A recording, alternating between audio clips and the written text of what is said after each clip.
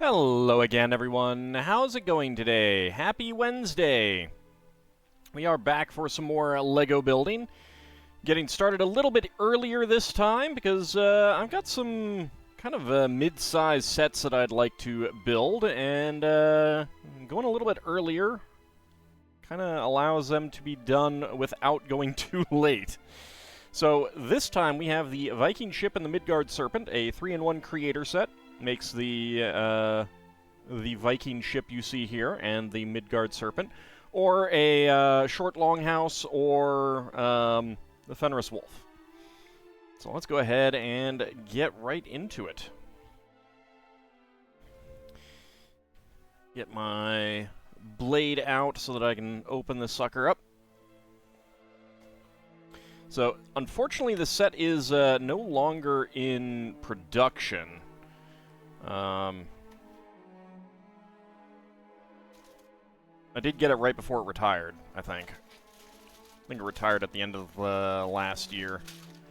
Let's go ahead and pull out all of our things.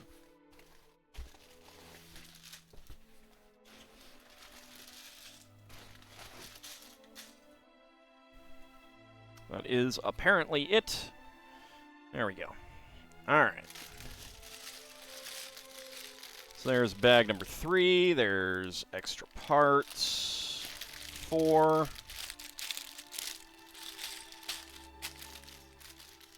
There's 5.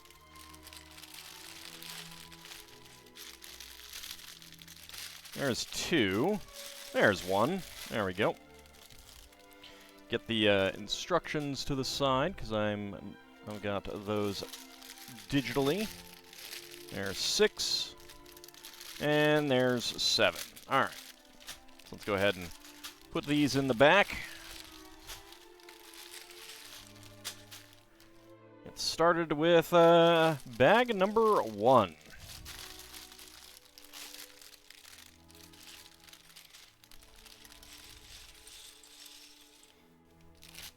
Bags are pretty big for this set.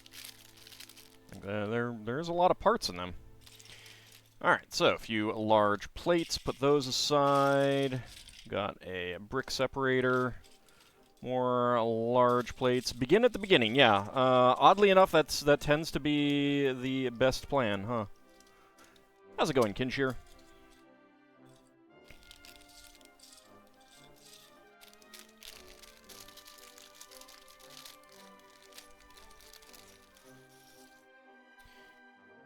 So there is another Viking set that is currently available, and I will be doing that one on Friday.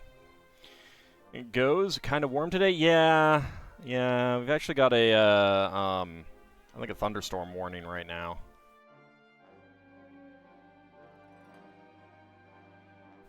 All right, let's go ahead and make our minifigs.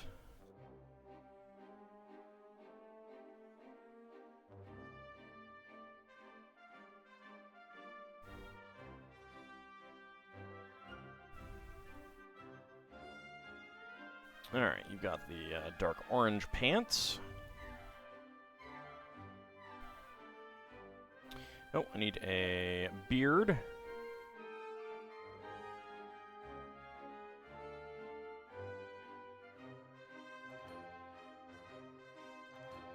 There we go. Give him the totally anachronistic but still fun Viking helmet.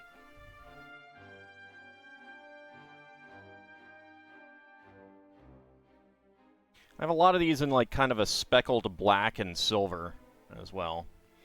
Xanderific bringing us a raid with a party of 10. How's it going? Let me get you a shout out. Well, thank you very much, Lord Canis. I really do appreciate that.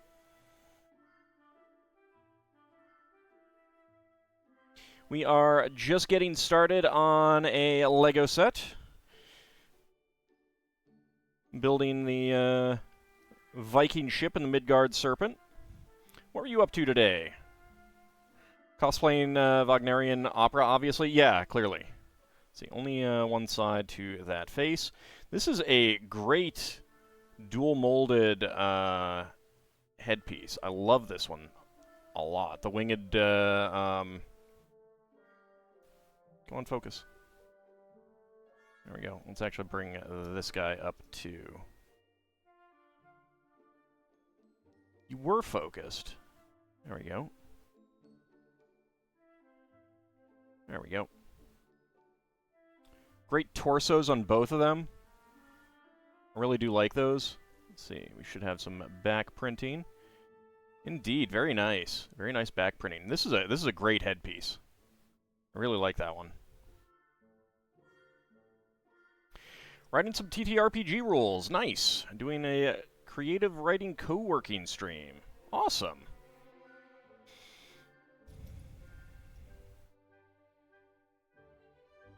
I can't do that because the people that I'd be doing the writing for would be watching.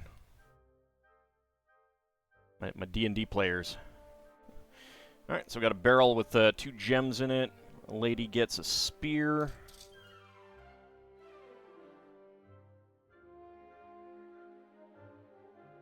Indeed, indeed. I really do appreciate the raid, and I appreciate you bringing them along, Lord Canis.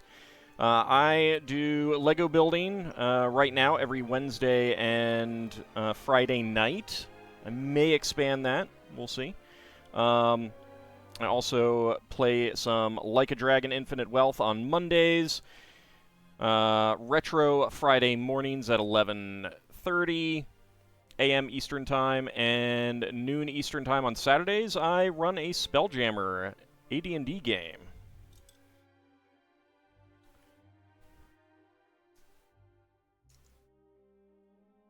Lord Canis has been a loyal viewer for quite some time. Alright, there is the dark orange 1x2 with clip. My Monday streams are the same time as Xander's. Aw, that's unfortunate.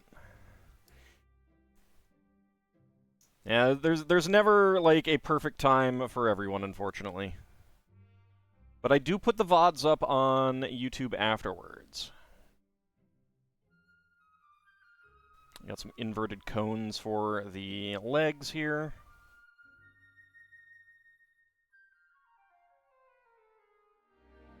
So there is another Viking set that I will be building on Friday, so I'm looking forward to that one, the Viking Village.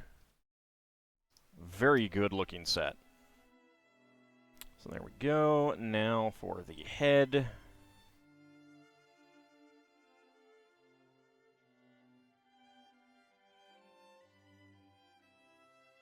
Moo indeed. It's a moo cow.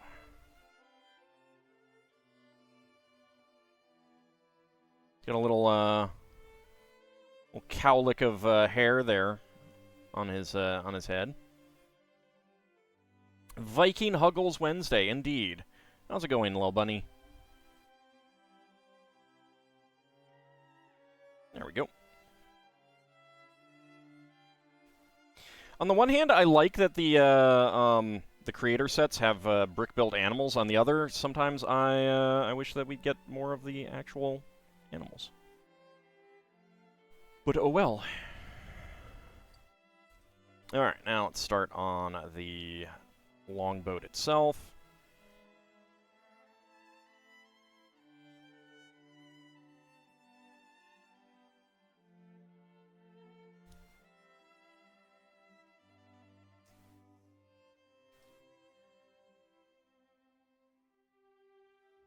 There we go. And dark gray 1x2 plates. So the only downside between this set and the Viking Village is that this ship is ginormous in comparison to the Viking Village. They really do not match each other in size.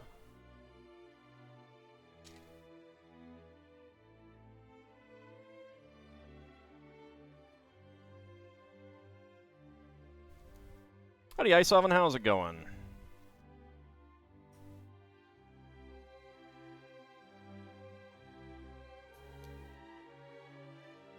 There we go.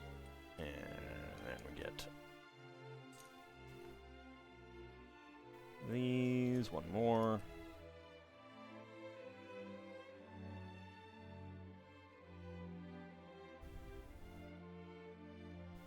Okay, and get this right in here.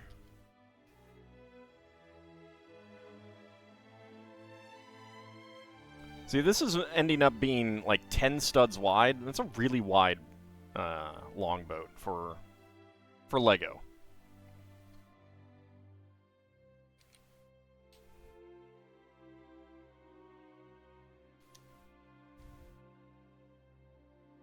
My day is going okay.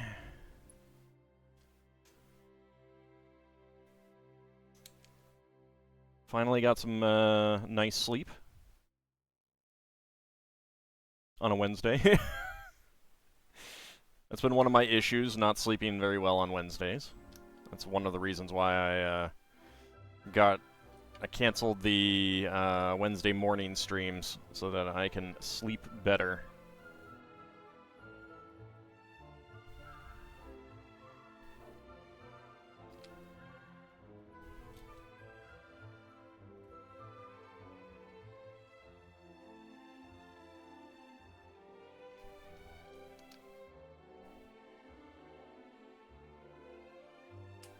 It's basically down to the stuff going on Tuesday and Wednesday morning for me. That makes a big difference. Alright, let's see. So 10 side stud bricks in black.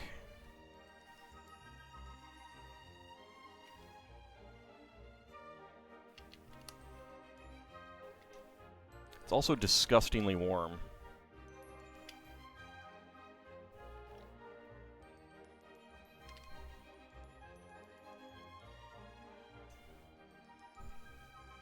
Which is never fun.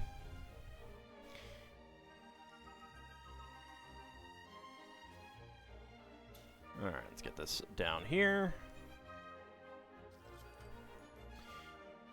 Not making 2 of these, just 1. Alright. Thank heavens we live in an era of AC. Yeah, unfortunately the room that I'm currently building in is not well air-conditioned right now. It is one reason why I'm thinking about changing what room I do this in, so that may happen eventually.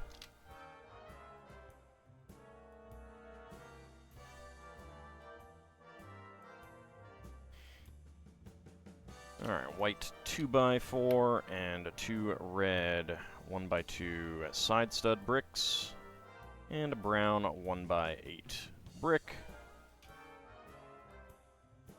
Oh, I've got water. And root beer.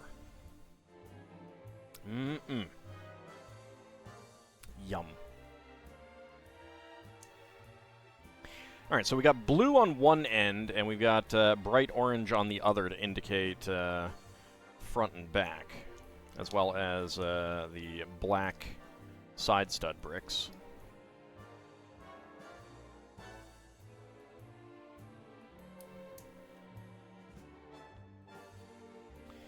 Wonder if LEGO will ever do a Vikings Friends line. I mean, considering that they've never done Castle, I don't think so.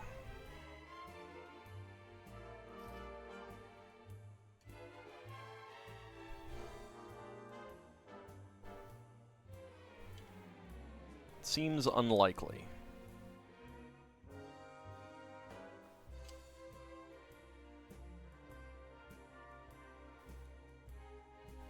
There we go. Alright, 20 2x2 plates with side studs is a lot.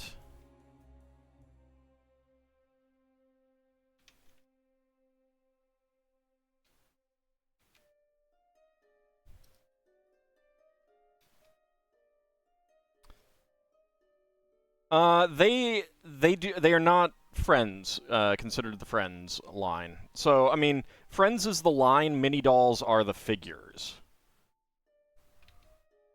Is essentially how it is. Alright, so we have spare parts. We have an extra pair of horns, different types. Dark orange beard. dark orange 1x1 cylinder, quarter cylinder tile, and 2 gems, 1 in trans green, 1 in trans red. Very nice. Viking root beer, indeed. Viking root beer is the best.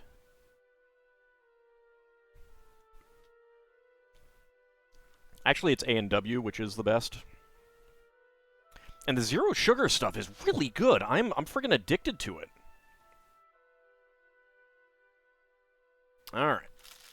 Bag number 2.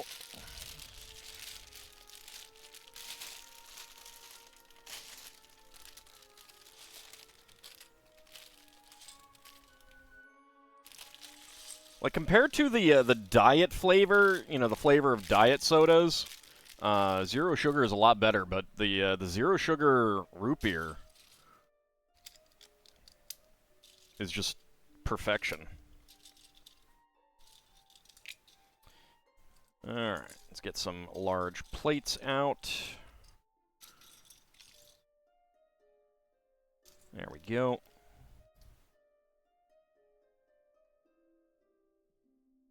Get you guys up here. We do have a special Viking from an earlier collectible minifig series. All the root, none of the fructose. Yeah, pretty much. Delicious artificial flavors.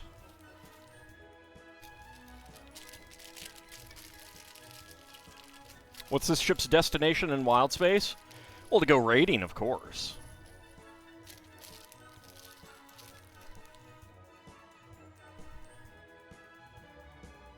Unfortunately, it does tend to require more, more individuals than its air envelope can hold. But who are we raiding? Anyone?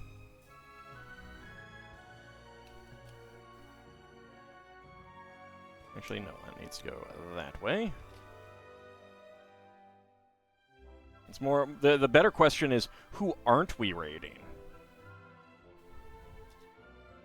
I mean, Nyogi, sure. Although, they do have very big ships that are a little bit annoying to attack.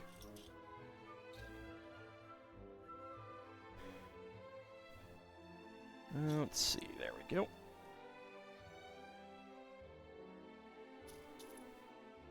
Dark Gray, 1x2. Howdy, Green King Dog, how's it going? You don't have to worry about that, Lil Bunny.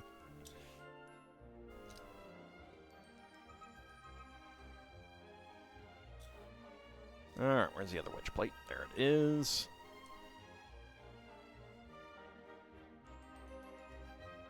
I got that in the wrong place. On this one.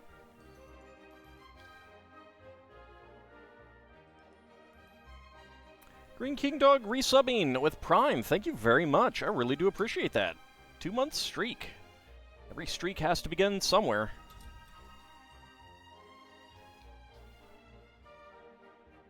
Time for an ice cream treat. Ice cream. My doctor would not be happy if I had ice cream. Which I do have some in the freezer. We just won't tell him.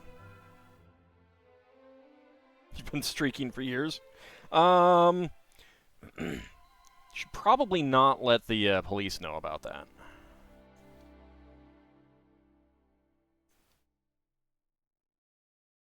Alright, we got our large macaroni plates.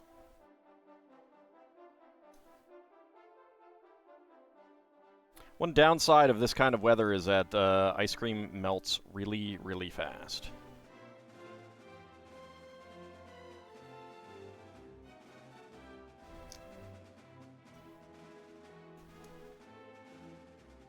Alright, we got brown 1x2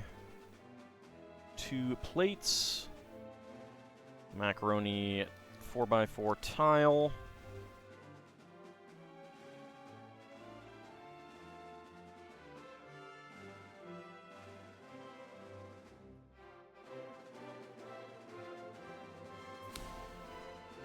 it's rainy right now, right there in England. We're supposed to get a thunderstorm, or at least there's a warning for it. Let's see how it goes.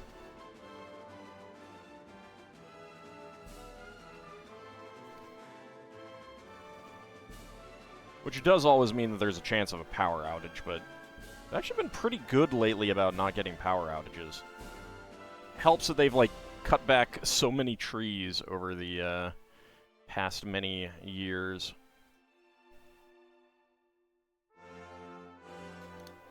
Alright, there's another macaroni tile, or plate.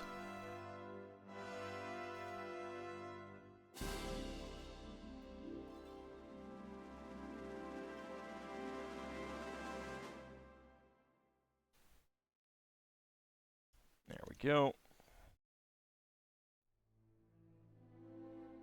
And a 1x1 plate right there.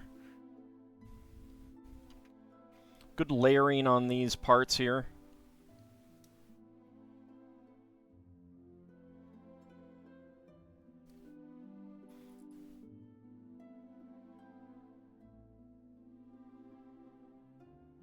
And a brown 1x1 plate right there.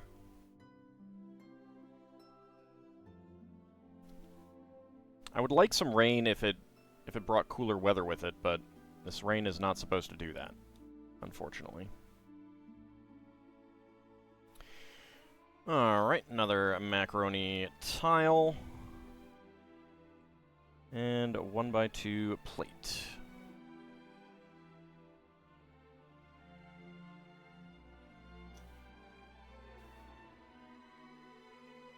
There we go.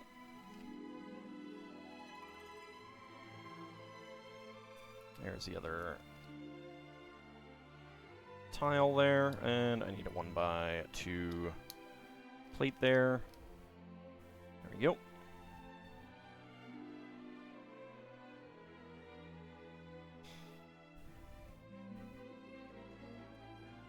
Alright, 1x2 tile slopes.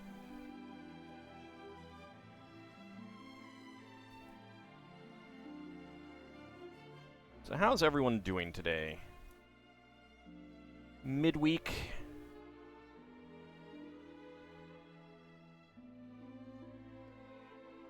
Just getting over the over hump day, that kind of thing.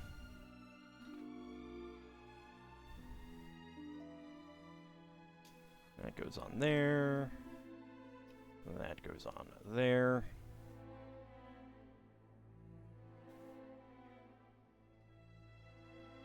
Payday is always nice. I did actually get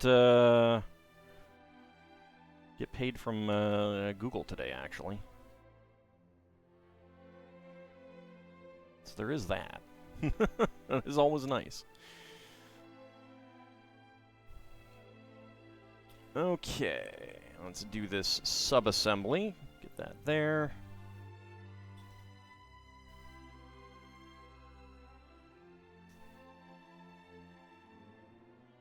You know, I'm still waiting for some, either a really big gift with purchase, like a $250 price point gift with purchase, or double VIP points to order the last two goals that we hit. Both the Orient Express and the Lighthouse. Once once one of those things pops up on LEGO, then I will be making the order. They had a nice gift with purchase. Might still be available. I haven't looked. But it was only $100 price point, so I didn't want to get one of the really big sets.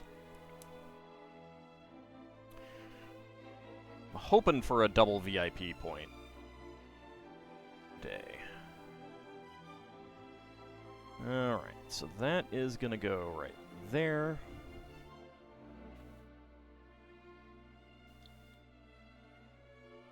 There we go.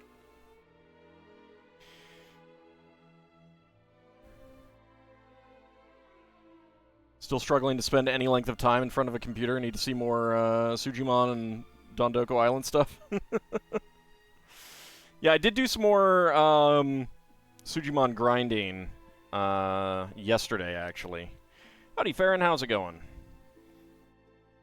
We have a very special thing to start off next session with.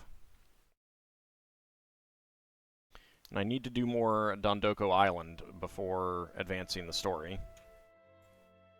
Because there's Dondoko Island story stuff that's going to pop up.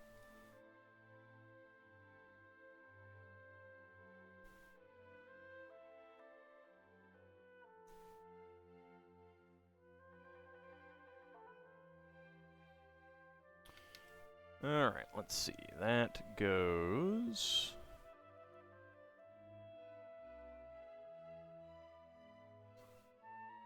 right there. There we go.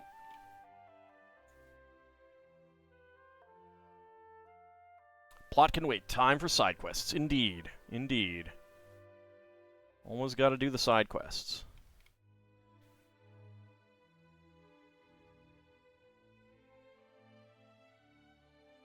Can't get enough of that stuff. You're only got through the first chapter.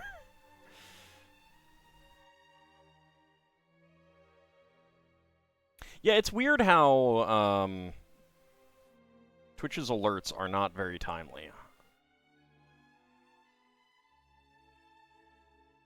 Sometimes, at least. Get that there, that one there.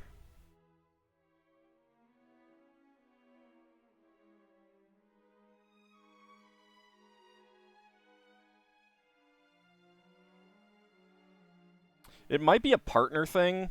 I don't know.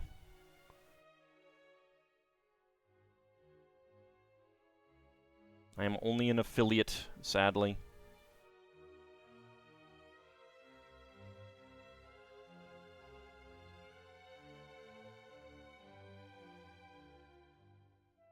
Nice dark blue accents on here.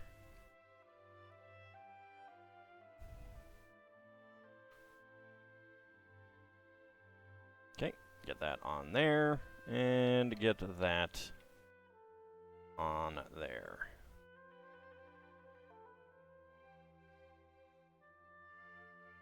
It's a very long ship, actually.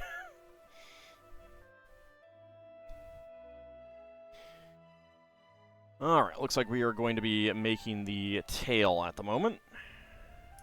The stern, I should say. It's a tail of a dragon.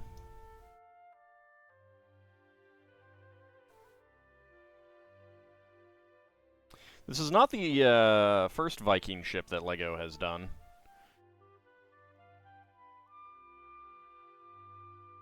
Well, thank you, Green King Dog. I appreciate that.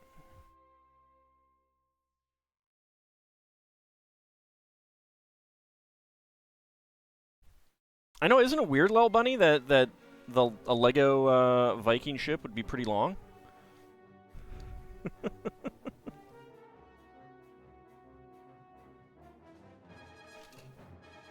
Where'd you go? There you are.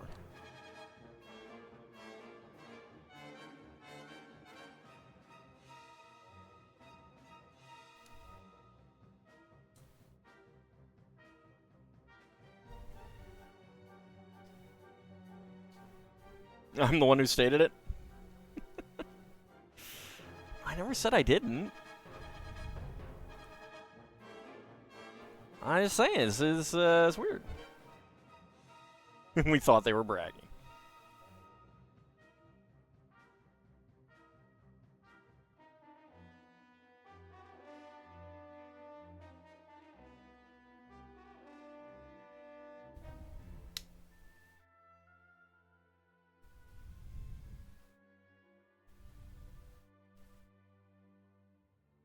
Alright, now we got some bright orange to go on here. Flip it over, and inverted curved slopes.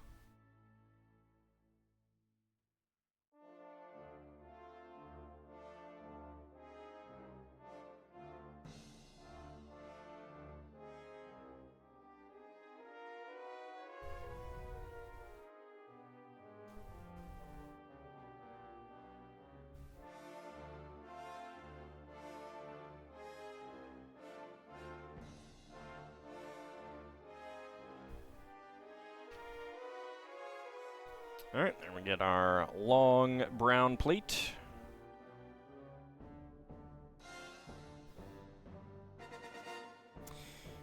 Bragging gets you a 40-point death blow Vorpal axe in the chest. I'm not sure what game that is, actually. I don't remember everything in every one of my games.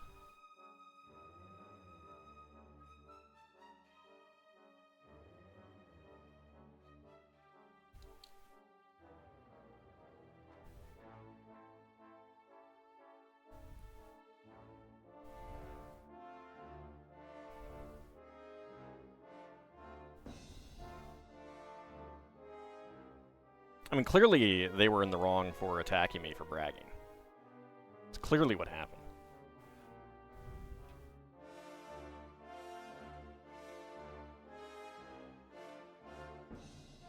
It is not, sadly. It is not.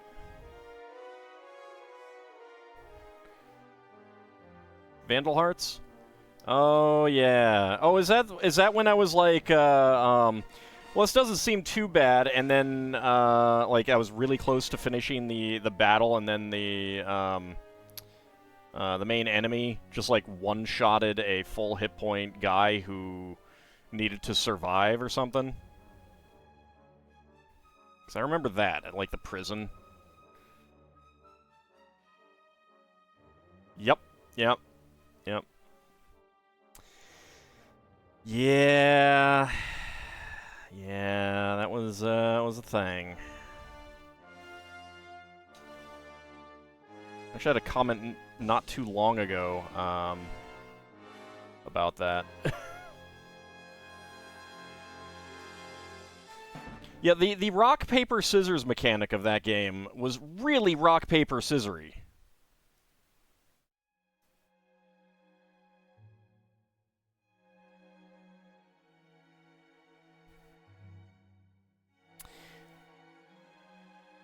Alright. And this one goes on right here. On the blue side. Yep. Alright. So got a nice little curling tail, stern section there. Pretty nice. Alright, spare parts. Brown 1x1 plate, brown 1x1 quarter cylinder tile, and beige 1x1 cylinder plate. Tempting fate does lead to memorable events, yeah.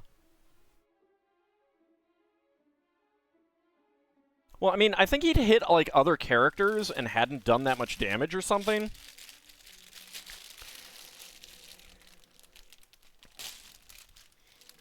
And it was really just like the rock, paper, scissors mechanic of that game.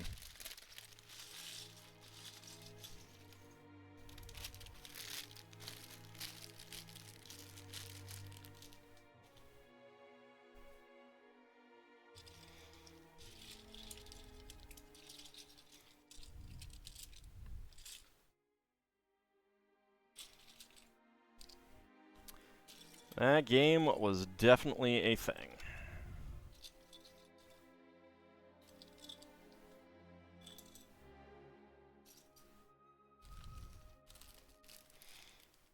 I mean, it was pretty impressive. It was pretty impressive. That is, it was very much like a... It was a WTF moment, you know? I was fully expecting to get out of that fight. Like, I was right there at the end. And the game was like, no. This fight must be done again.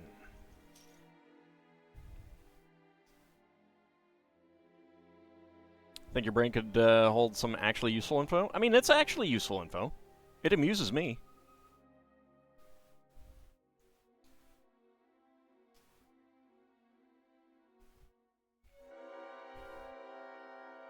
Meanwhile, some of the actual useful info that my brain is holding includes things that allow me to come back with a lawsuit against my the characters of my players in Spelljammer, which is always fun.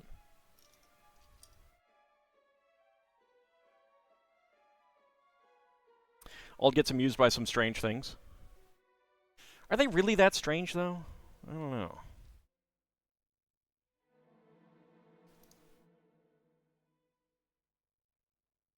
Knocking a merchant off of a top of a tower. That's not strange at all.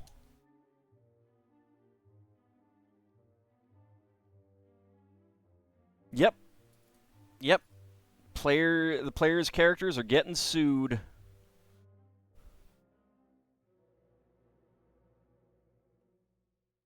I gotta shake things up and have them encounter unexpected situations.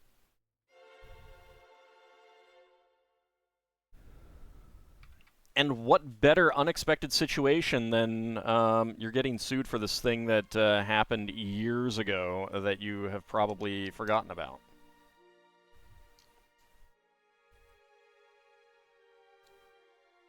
Amongst other things.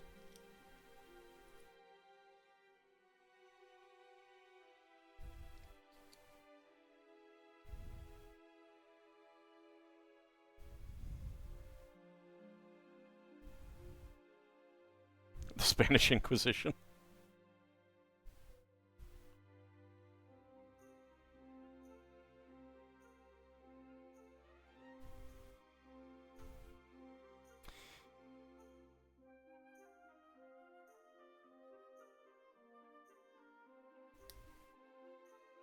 Alright, pair of inverted slopes here.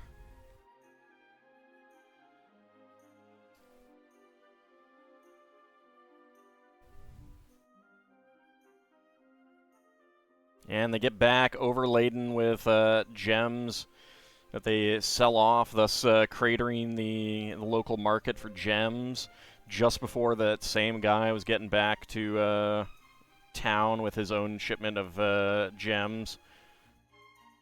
And no one wants to buy them. Yeah, it's pretty great.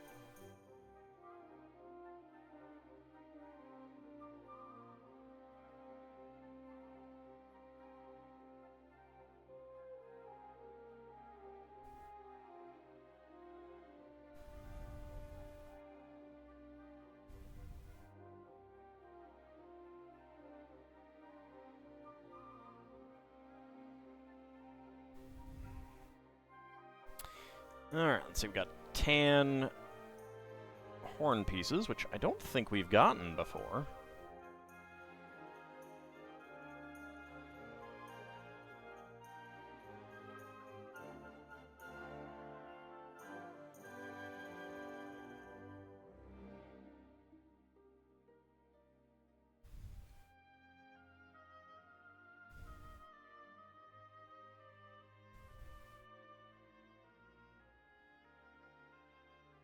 Which way are these supposed to go? Those go backward. They go upward. Okay. Not always easy to tell.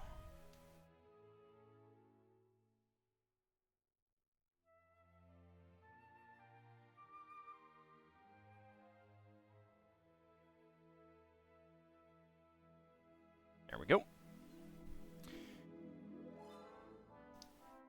2x3 plate with a round end. And that gets right on there.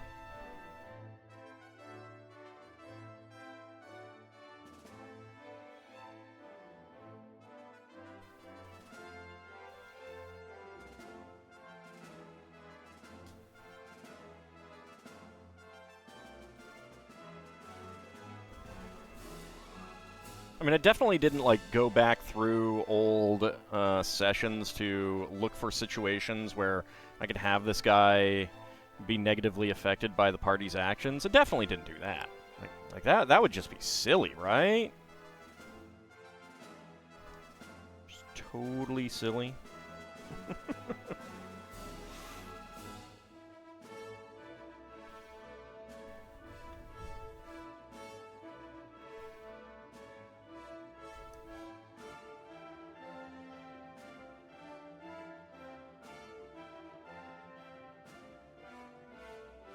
Alright, 1x2 round end plates. Very silly, only a vindictive dragon would do that. Is that why I wanted Wednesday mornings off? No, it's very much other reasons.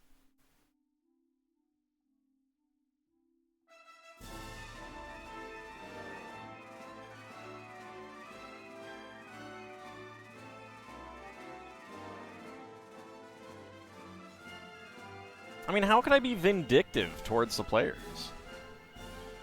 It's not a competition.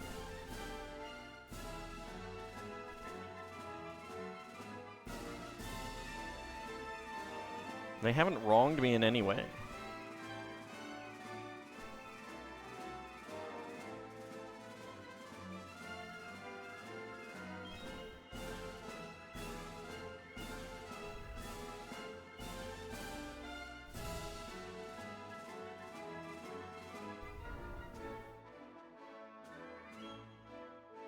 Alright, there we go. Saber-tooth dragon there.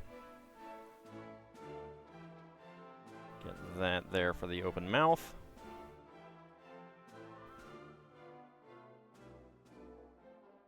And get that right on there. There we go. We got our dragon figurehead on the front of the ship. And get that right in there. There we go. All right.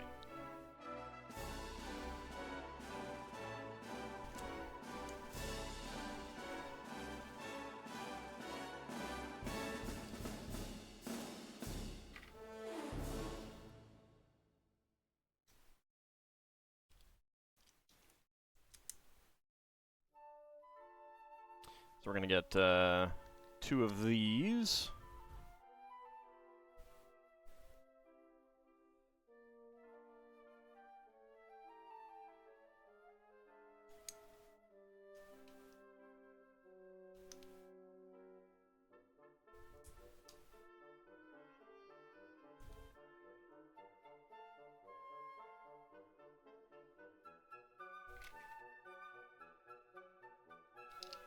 Get our side stud pieces on here.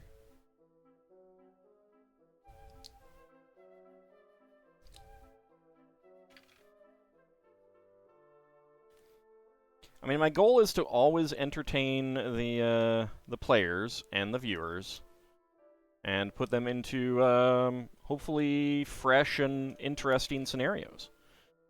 And you know, they haven't been sued yet, so that is certainly fresh and interesting, right?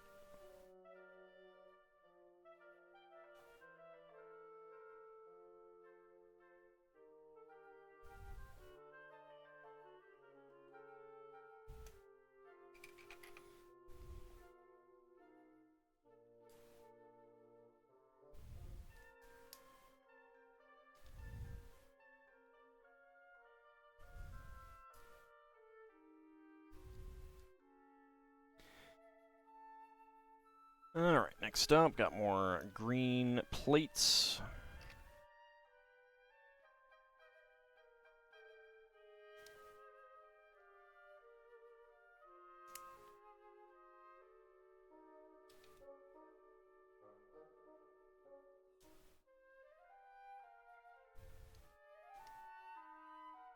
There we go. And get a little bit of lint on there. Get that off there. Oops. Bring that back right there.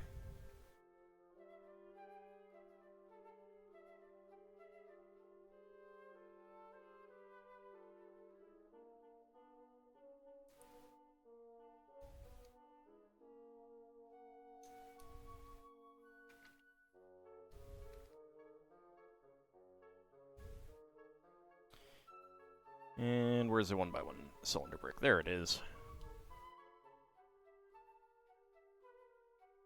Alright, get our macaroni tiles on here.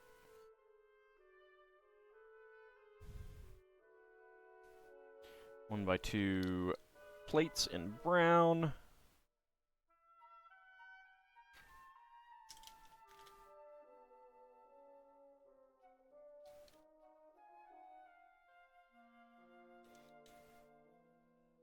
Two by 8 and 2 by 10 plates.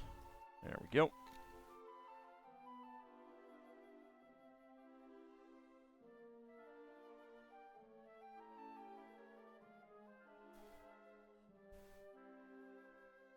Howdy, Not a Rogue AI. How's it going?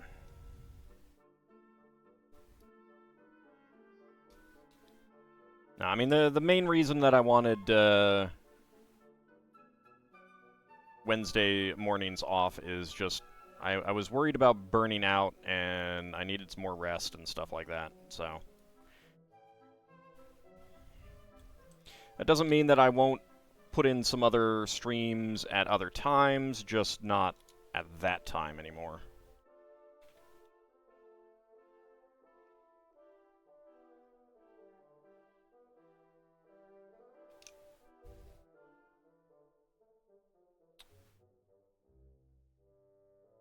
Alright. Get our tile slopes in here.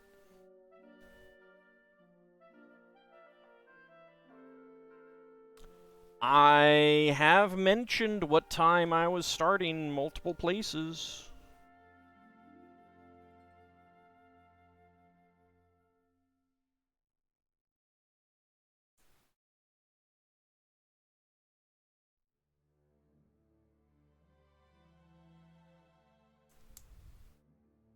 I wanted to start a little bit earlier for slightly longer builds. Hence the starting time.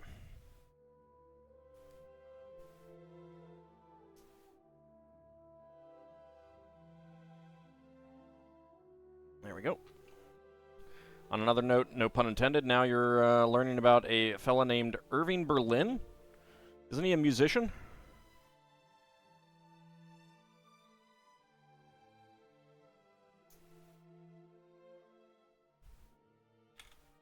Or a composer or something? It's normally 9 p.m. to 3 a.m. there in England when I stream. Yeah.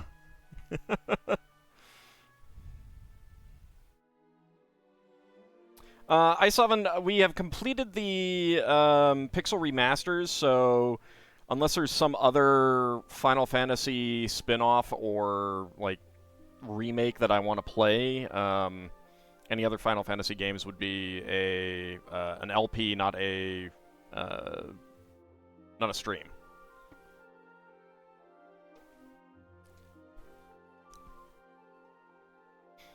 So yeah, Retro is going to be taking the Friday spot.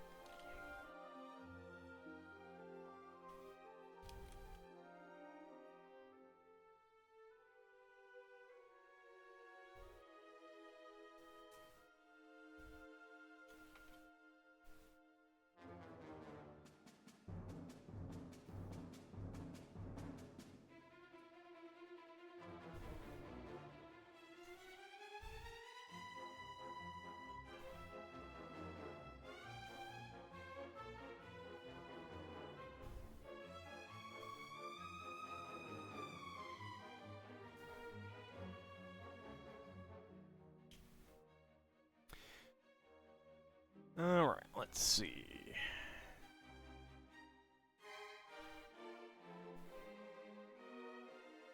Alright, I did miss brown 1x1s right there, and right there.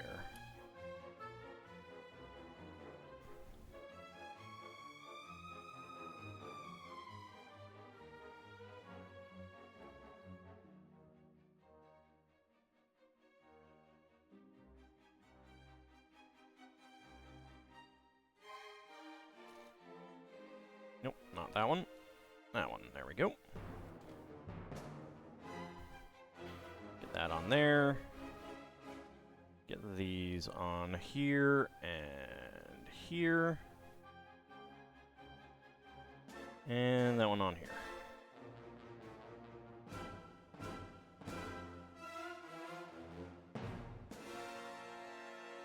Yeah, I tend to know of people like that more than actually know about them, kind of thing. So I couldn't tell you any of his pieces.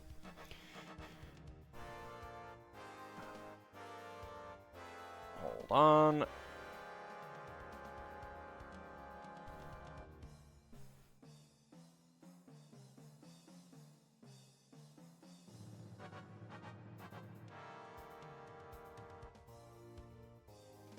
There we go. Alright, I need to go report this one. Hold on a second.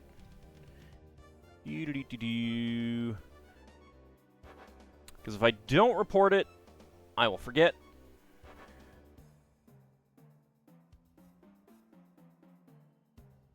Where is it?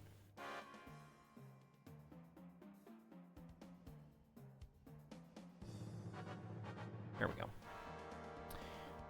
Doom, doom, doom. That is going to be that.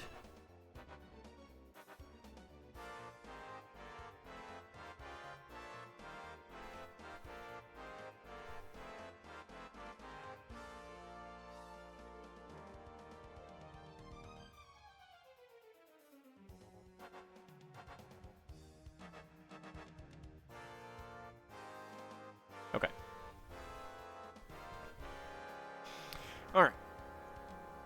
So, a gold 1x1 cylinder plate, a bright orange 1x1 quarter cylinder tile, and a beige, a tan tooth horn element.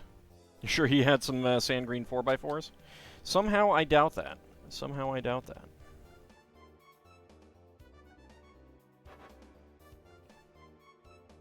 Also, I don't need them so badly that I am willing to stand for scam bots in my stream. There we go. A little wobbly right now. Need some more support mechanisms. But that will be coming probably with this bag.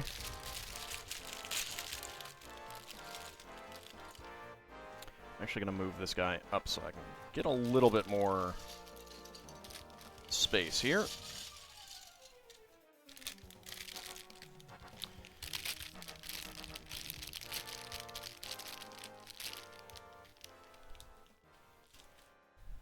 Oh, for some reason I thought someone else did Putting on the Ritz. I mean, I know Taco made the song popular in the 80s, but with a not great video.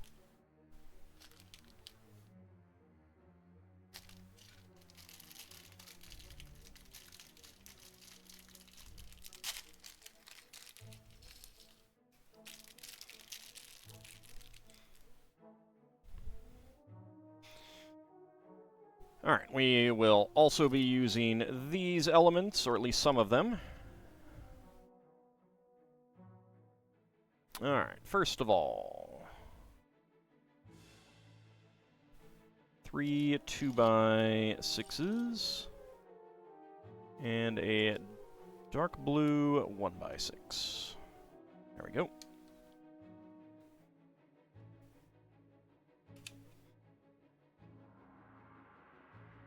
Howdy, Sealan, how's it going?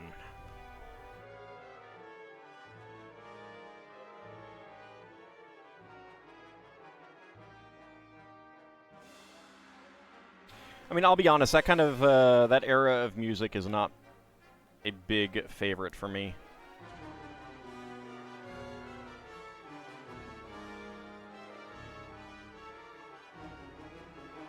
So I'm not a big listener to those songs.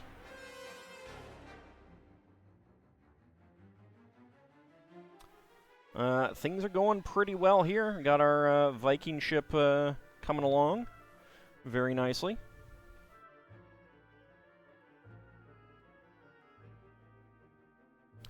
Maybe slowly working through his list of songs. Hey, that's fantastic. It's always great to discover, like, music that you didn't know that you liked and stuff like that.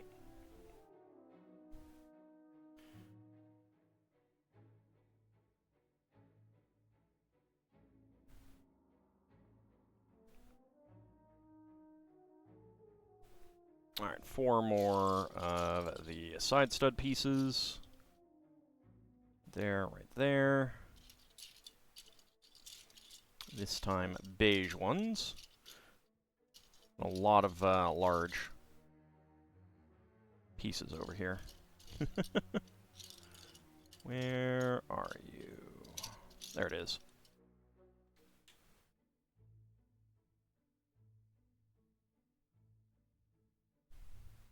Like, I like going through 80s band albums, listening to the songs that weren't hits, and oftentimes being like, how was this song not a hit? It's better than their hit, kind of thing. And then there's also the times when it's like, yeah, no, I understand why they're a one-hit wonder now.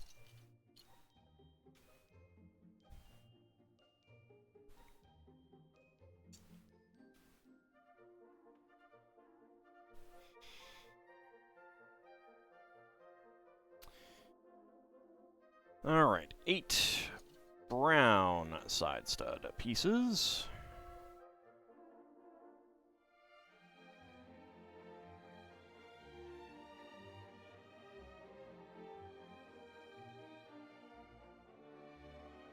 Alright, I'm guessing that these are going to go in there anyway.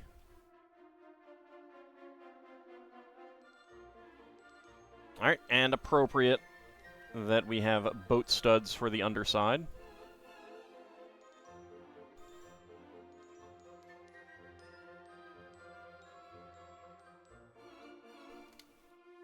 This is exactly why they're called boat studs.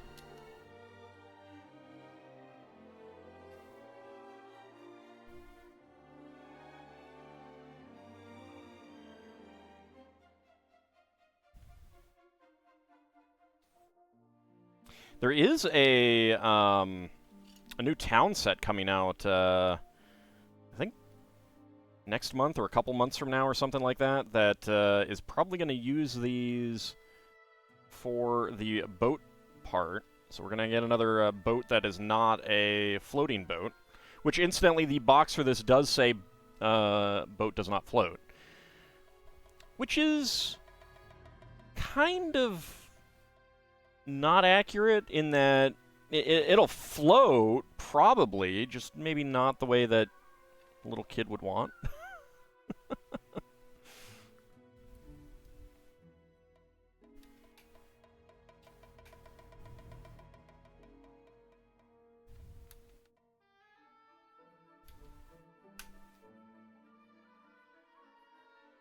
Alright, 1x2 plates with angled arms.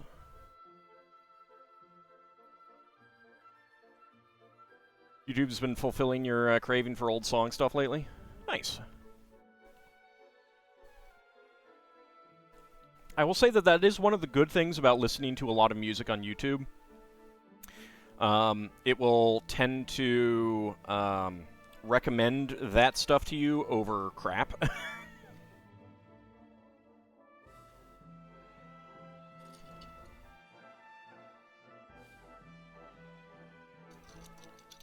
At least in my personal experience.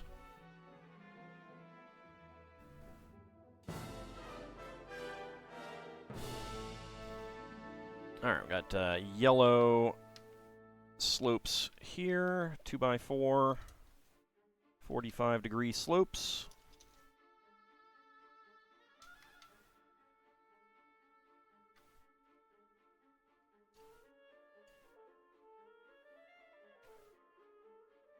Why, yes, I would rather listen to some music or watch some music videos rather than another top 10, have you suggest a top 10 best or worst or whatever's,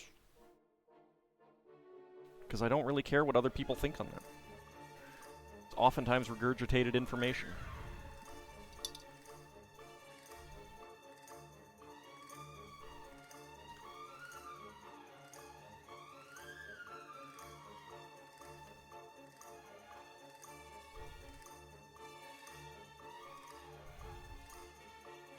There we go.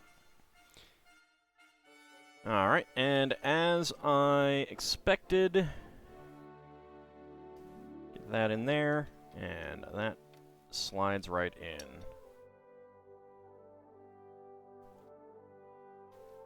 There we go.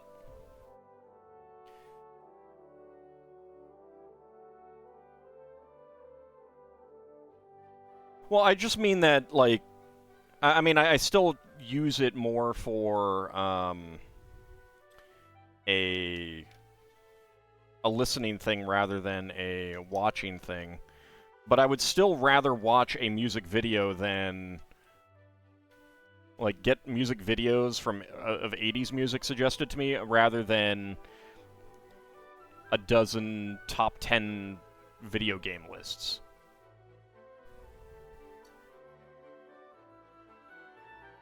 I just kind of find that kind of content...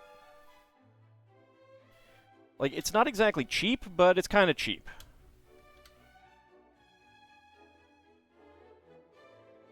I'd rather watch people playing the game and hear what they think about it that way. Alright, so we've got red 12 axle, 12L axles, and a steering wheel. Kind of a racing car steering wheel.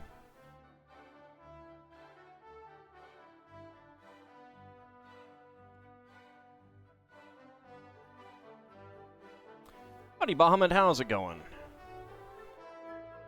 Get that on there.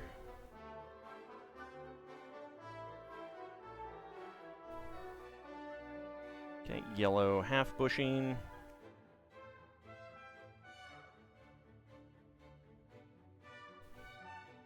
Gray bushing. Not great, but not bad. I'm sorry things aren't great. I mean, better than not bad, at least.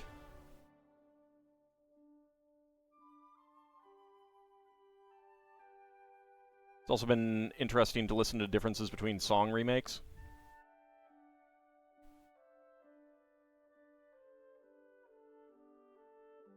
I'm okay.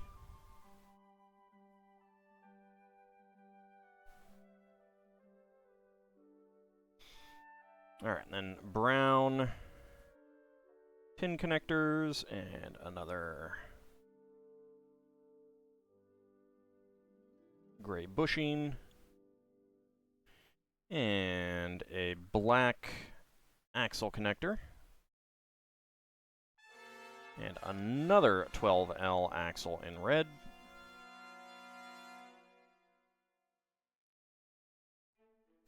Alright. And then 5. 1, 2, 3, 4, and 5 axle connector, pin connectors, and another axle connector.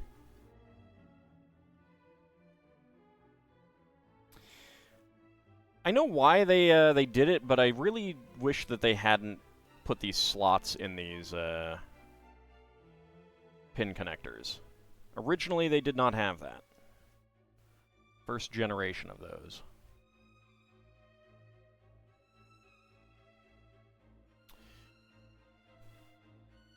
Okay, get that right in there. There's our mast.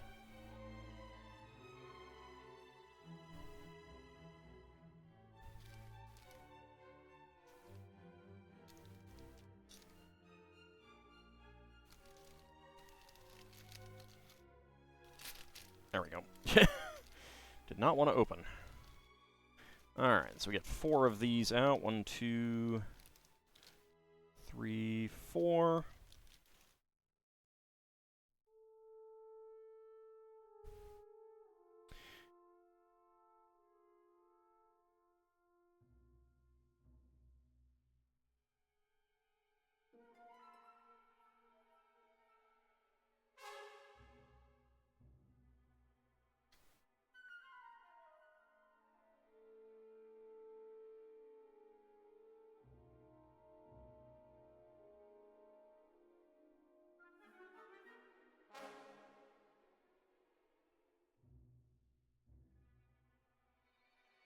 There we go.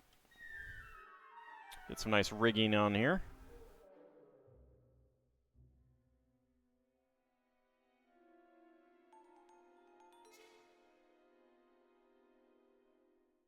I mean, it really is the dark times for that, because you can make nice, smooth cylinders without those, fairly smooth cylinders without those slots in them.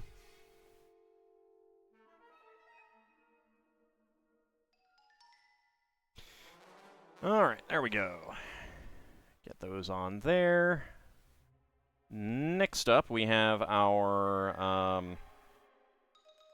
ball joint arms. There's a name for these, and I can't remember what that's called. Okay, get the ball joint piece in there.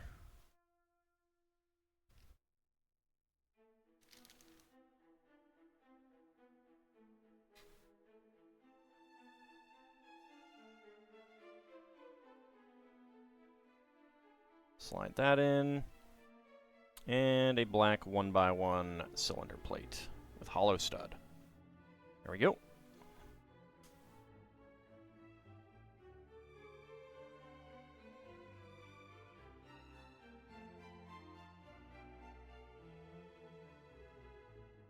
Alright, where is another ball joint piece? There it is.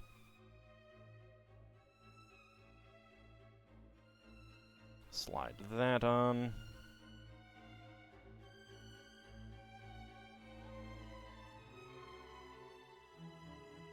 There we go.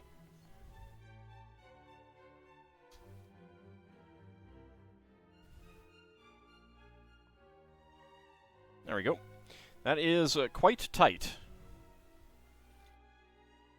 But it looks pretty good for rigging. Certainly does its job.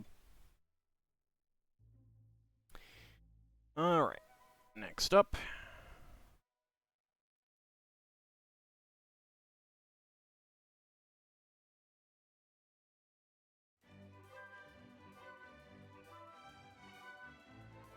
Yeah, that is flush there.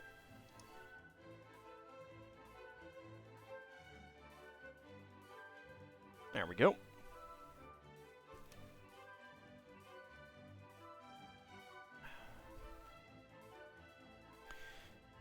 And we got another pair, well, 4 more actually, toward the bow. That is going to be right there.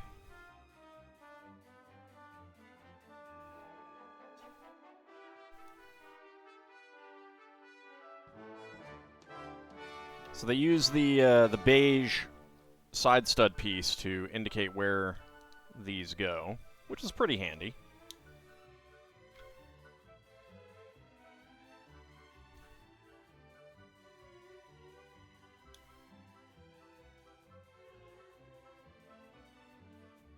There we go. Howdy, Cloth Warthog, how's it going? Alohi Slavi, how's it going?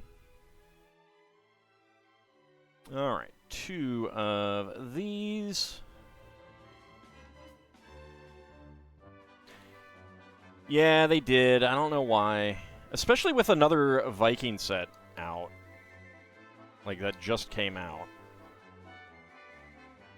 It was very weird.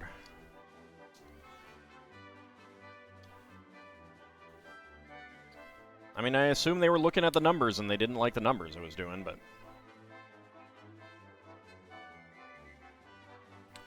I think that's going to do a little bit more than warm up the soup, Lel Bunny. I think that's going to destroy the soup.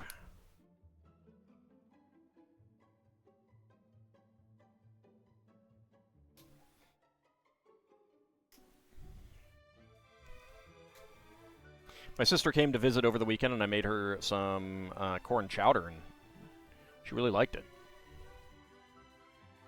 So that was pretty nice. There we go. Get that on there. And get that one on there.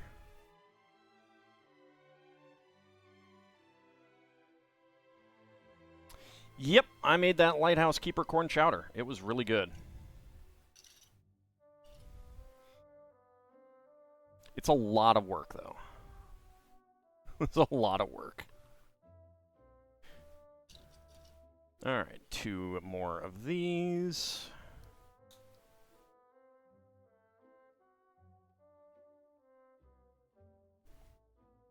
Well, I didn't have any hardtack or anything, so no.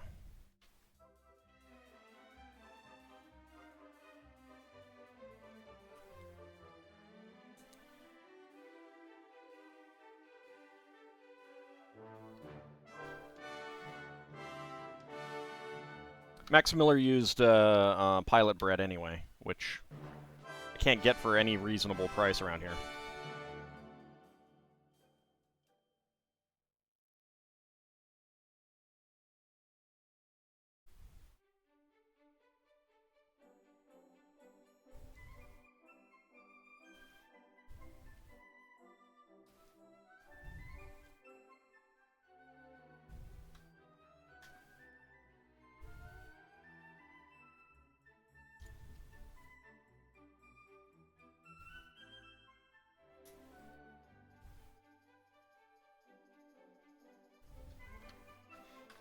And there we go. All right.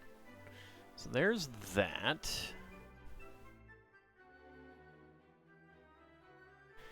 And then just 4 2x3 slopes.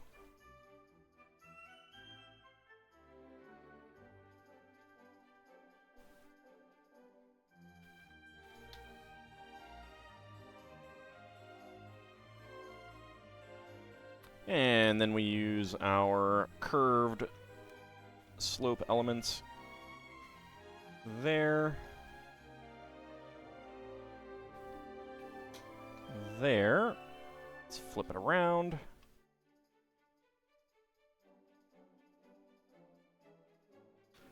There.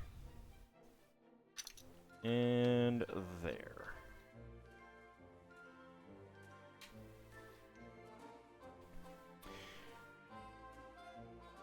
All right, and the nice thing about these pieces is that they match up with these slopes.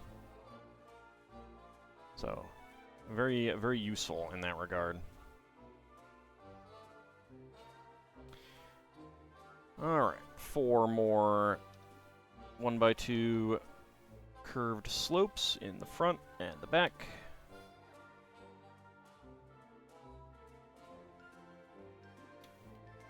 There we go.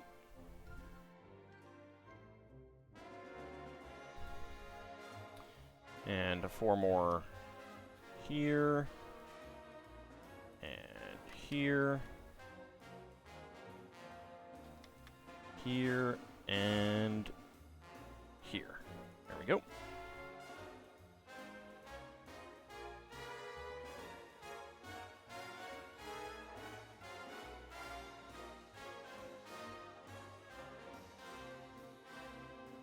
Oh yeah, it's saying to flip it around.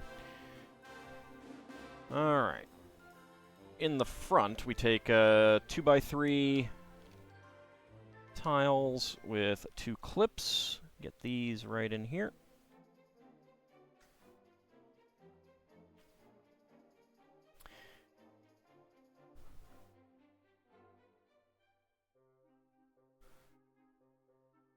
And have a couple torches burning.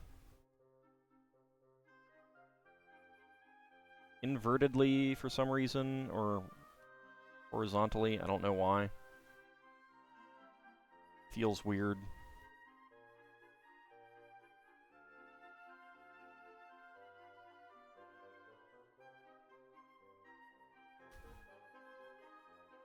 There we go. And on the back, we get some gray 1x2 plates in as well.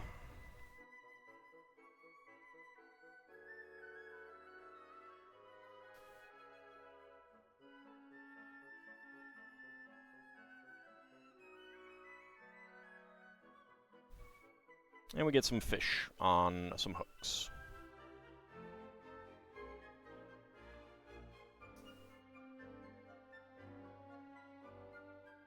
So they cook by the fire in the back of the ship.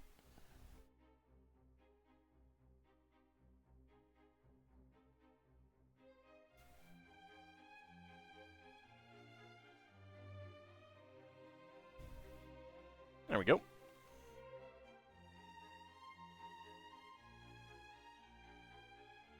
So cooking by the fire back there.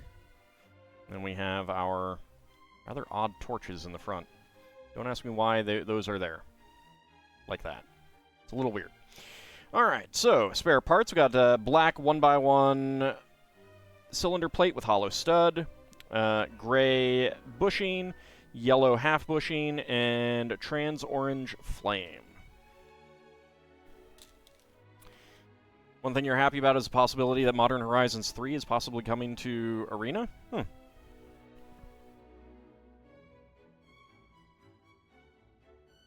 Alright, bag number 5, so we can make our other 2 characters as well.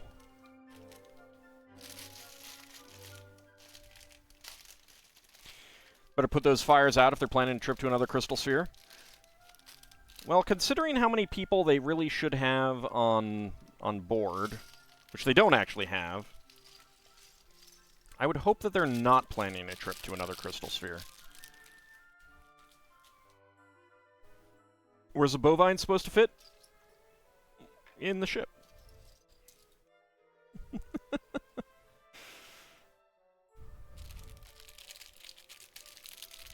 We'll see when we get to the part. Because I don't know. We haven't put it in yet. Alright, let's get another Viking helmet with totally incorrect horns. Very fictional, but that's fine.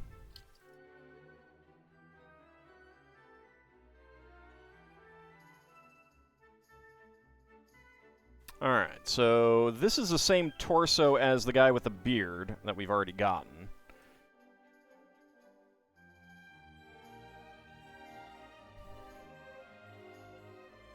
I think it's safe to say the bovine is not the captain. We got our fur collar. Get our head on there, which does not have a double-sided head. And he has a sword.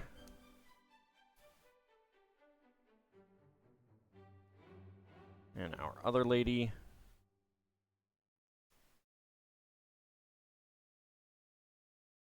And she's got an axe.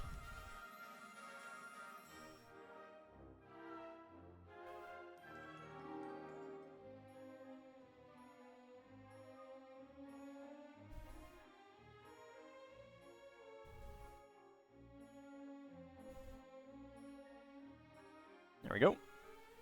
So nice torsos on each of them. I like the fur collar there. Nice back decoration as well.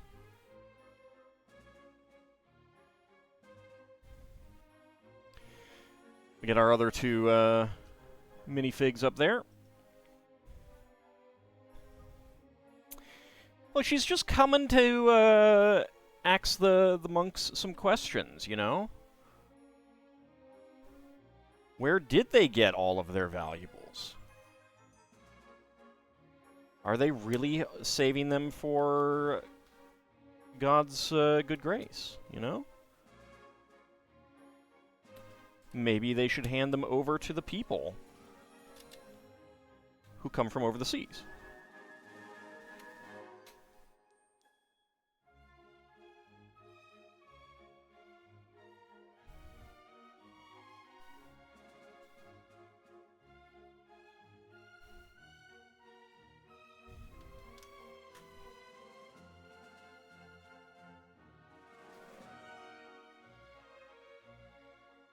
Alright, get these in there.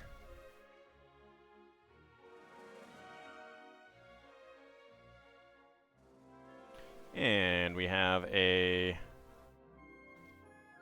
bench here that should, that should stick out over the edge, and a white mug.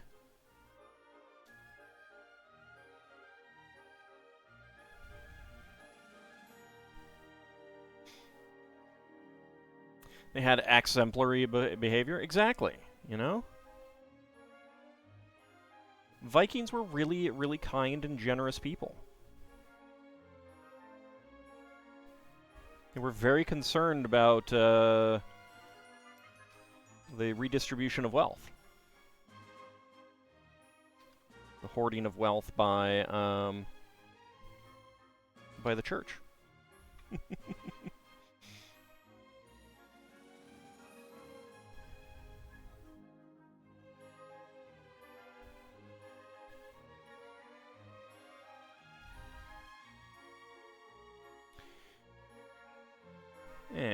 1 by 1 by 5 bricks right there and there.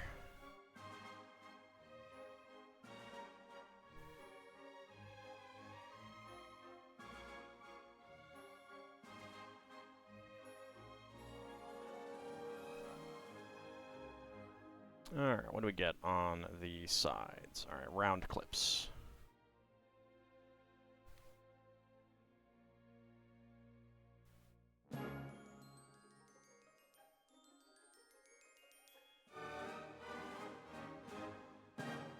And 1 by 1 quarter cylinder tiles. Right there. Get you on that. And then one on the other side as well.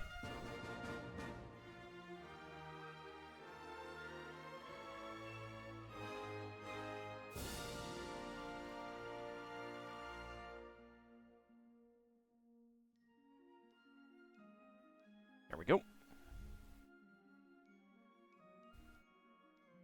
Okay. There we go. And then the 4x10, and lots of sand green 1x3 slopes.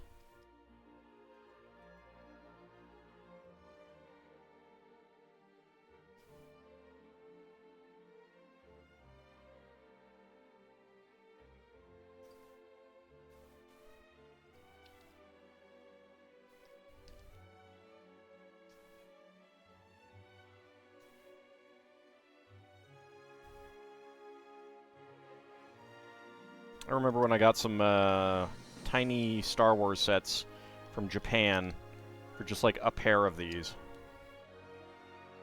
when I needed a bunch of them. Way back when. Now they're everywhere. And then sand green 1x2 tile slopes.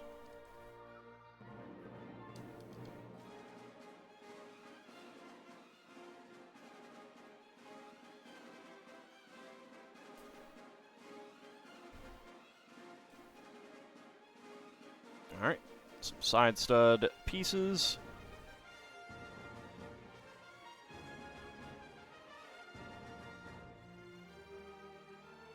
And 2x2 angled corner tiles.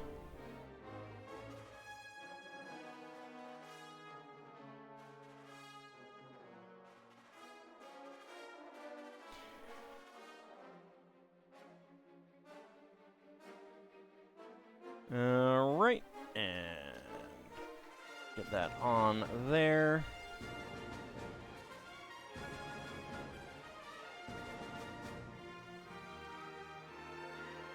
There we go.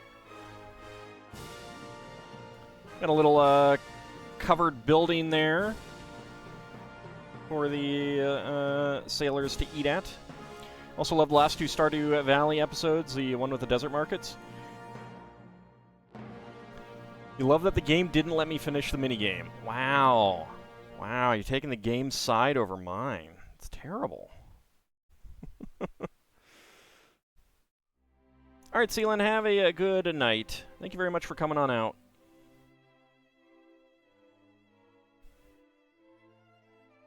I really enjoyed the little makeover that that Emily gives you. And not the least because I got a new outfit out of it. That I really like.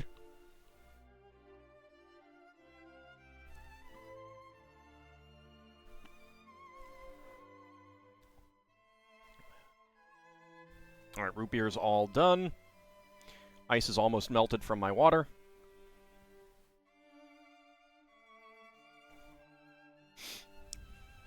Because it's really disgustingly warm.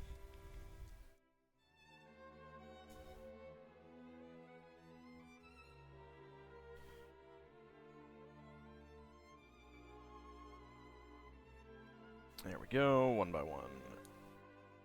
Bricks with side studs here. Love the second outfit that I got in Stardew. Which one was that one? I don't remember if it was the second or the third one that I got that I ended up sticking with. Pretty sure it wasn't the first one. I think the first one was the the rain outfit, all yellow.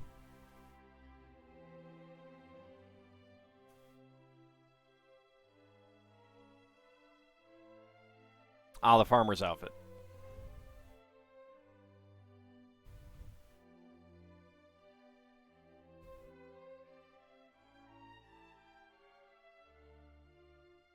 It only took 1 hour 35 minutes for that to happen. For the water to it was a lot of ice in it. It wasn't just like a little bit of ice. It's really, really warm here.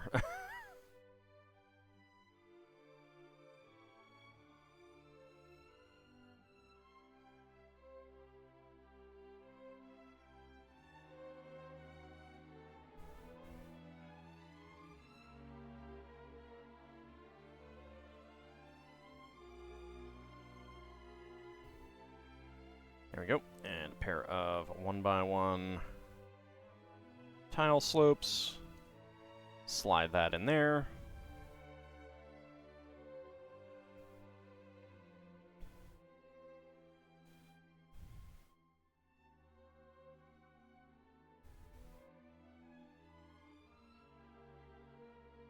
Howdy up, Cody. How's it going?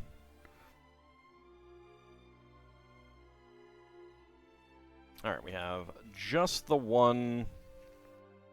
Yeah, just the one rubber band, so I can chuck that away. Alright. Rubber band through there. There we go.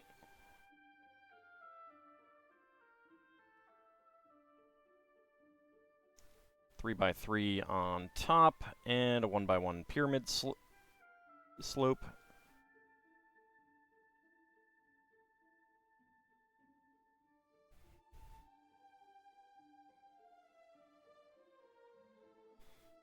Okay, now for the mounting portion of it.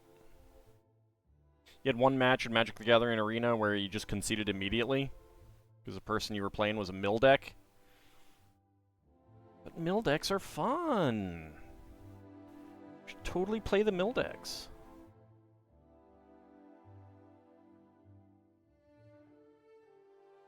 I say that not just because that was always one of my favorites.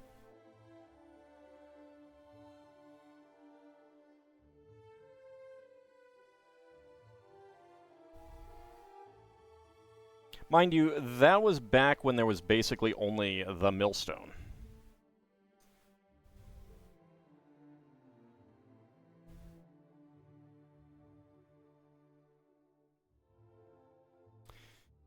They're one of the lowest tier decks you can play. You say that like it's a bad thing.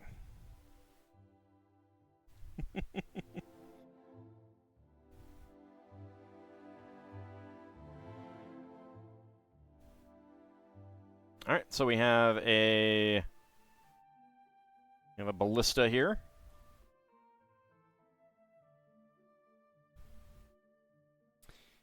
And 6 1x1 cylinder bricks to go in the front.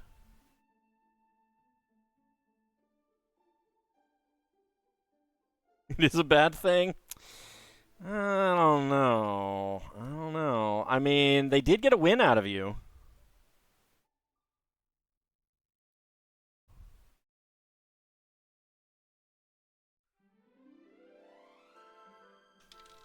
Oops.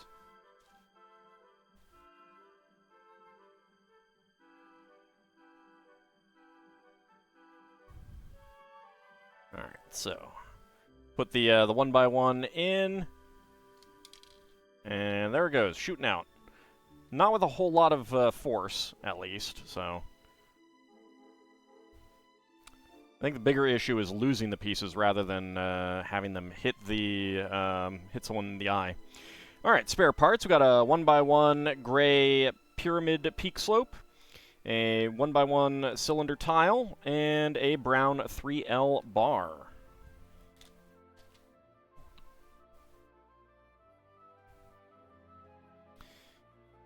Alright, bag number 6.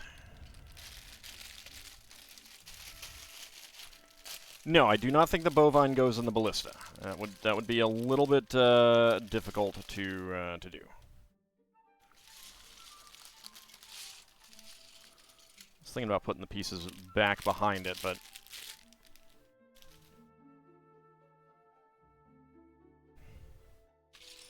all right, a couple large plates. Those can go back there. Lots of nice large slope pieces. Probably, some of the you know, like, the positioning of, like, how I'm actually going to end up doing this is going to be, like, play it by ear kind of thing. But it's only 8:30, and I'm kind of almost done with it. So I might as well.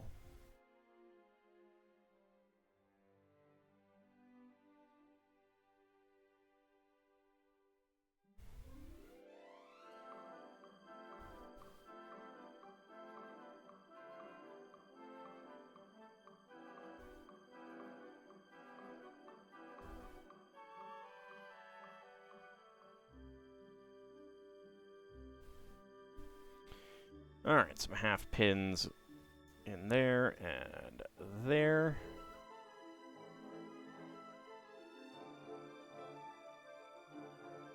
And that goes right in there.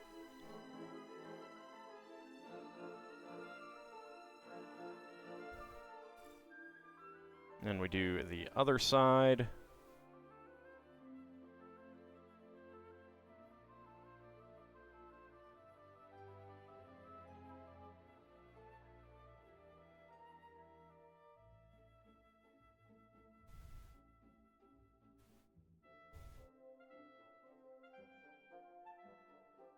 There we go.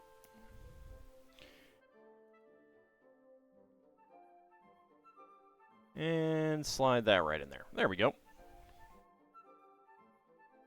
I would love a bag of gummy worms, and I really should not have a bag of gummy worms.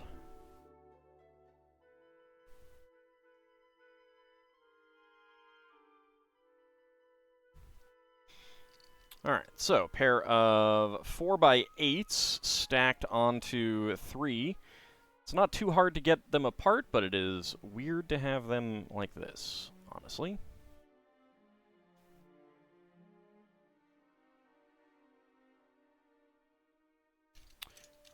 Did not see that there were 4 in here. Did think 3 was odd, but I didn't see the 4th one.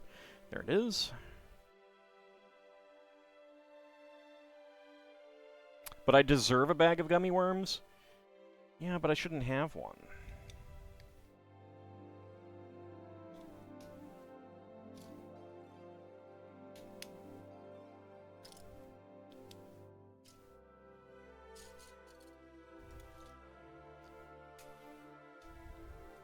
Trying to cut back on carbs and everything.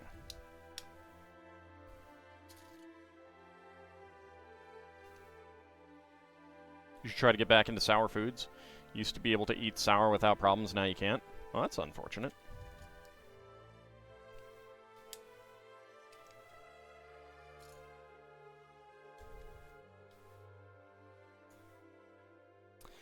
I loved popping Altoid sours. Those were so good.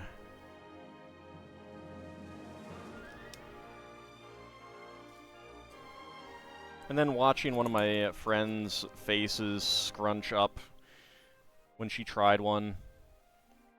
That was worth it. So worth it.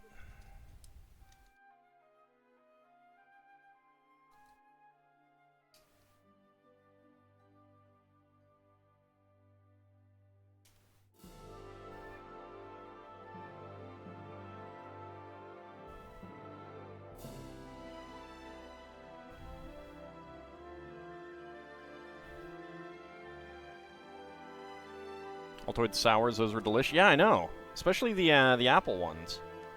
Peach ones were okay. But the apple ones, the sour apple ones, those are so good.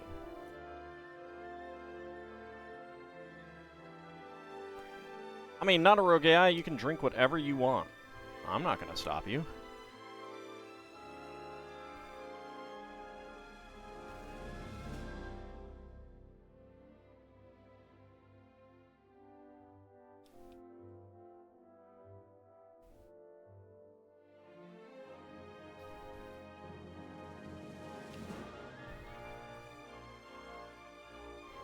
I mean, your doctor might, but...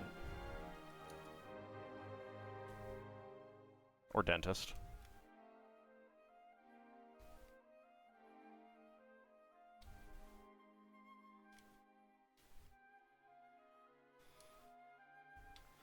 Alright, there we go. Lots of curved slopes. Half arch type pieces. There we go.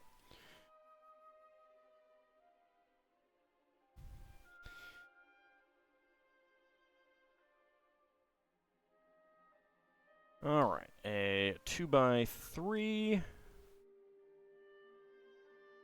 2x6,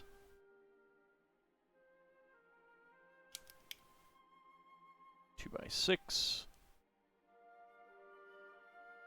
and then 3 red boat studs.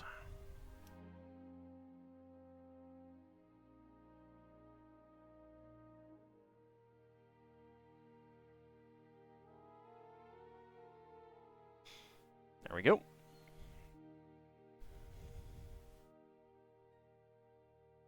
Alright, and then 4 black 1x4 plates with downward angled brackets, or bars. There we go.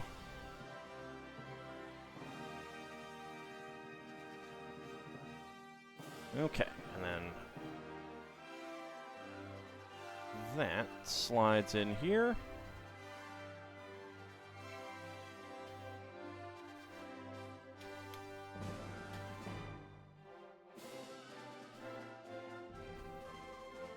And there we go.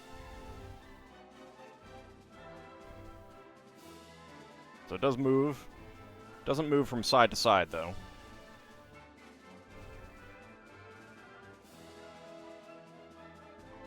But it is a pretty big, solid brick sail, brick-built sail. Next time you're in Arena, you're going to try and build the best blue deck you can.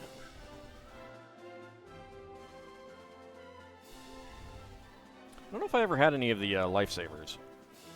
Hard candies or anything. Alright, let's see. We got...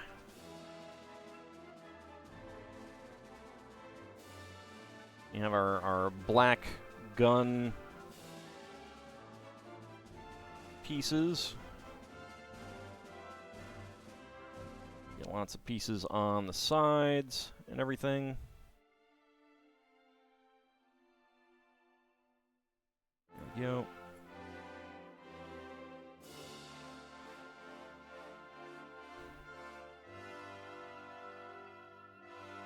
There we go.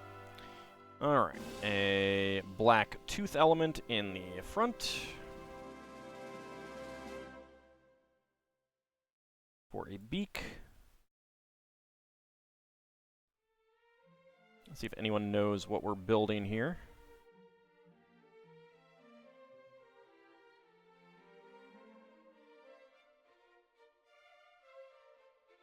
Some black flippers. 2 on the sides, and then 1 on the back there. And I'll hold one up to the camera when we're done.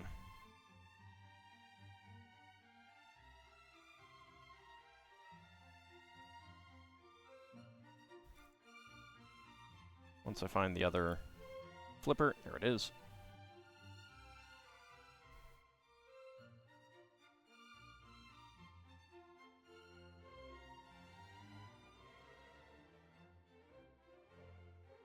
Alright, come on, focus, camera. There we go. So we got 2 of these little guys. And they are going to go on to the corners of the crossbar. So those are crows. 2 of them would basically have to be Hugin and Mugen, Odin's crows.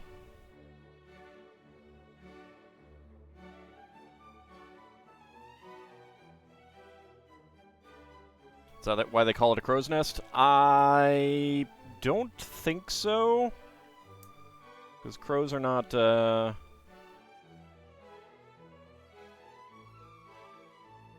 should actually go that way. Crows are not seabirds. I think they just call them crow's nests because they remind them of crow's nests.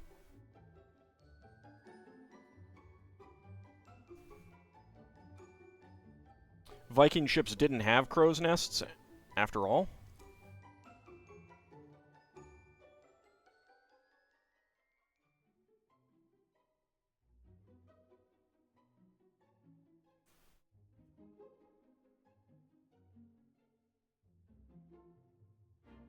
What if kept crows at sea for many, many generations, would they become seabirds?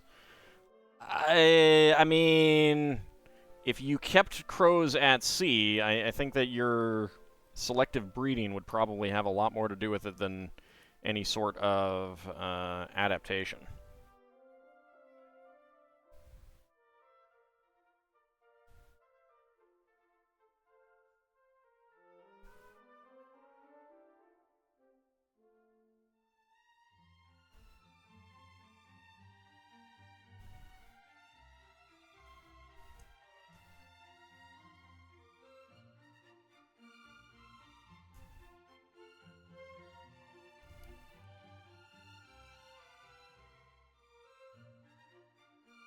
Alright, there we go. Let's get the 2L bars on the backside.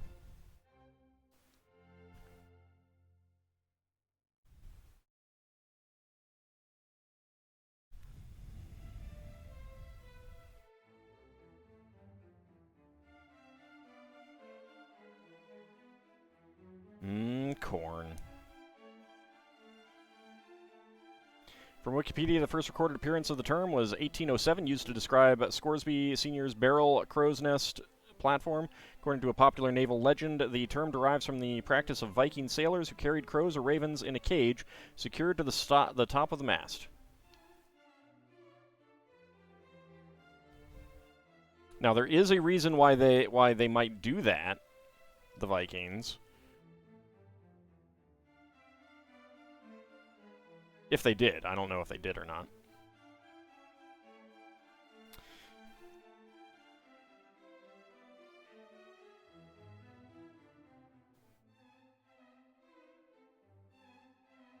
There's a very good reason why they might do something like that.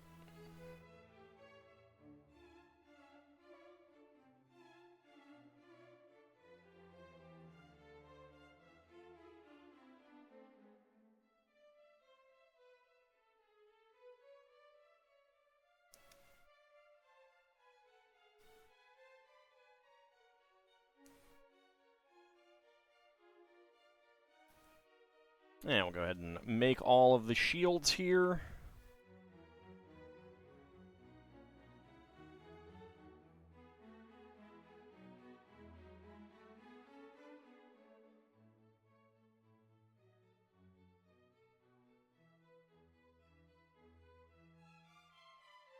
So, crows were sacred to Odin.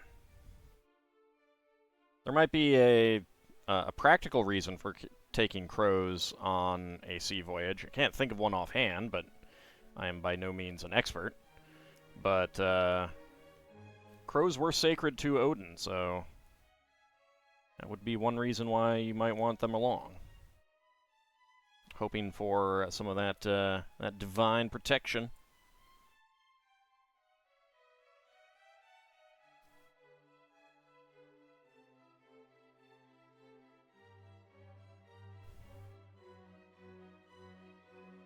I like that they make all of these shields different.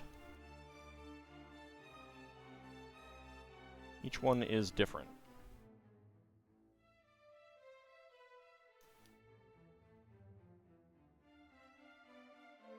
Although I think I would have liked a green and black one over green and yellow. Howdy, Shield of Hope, how's it going?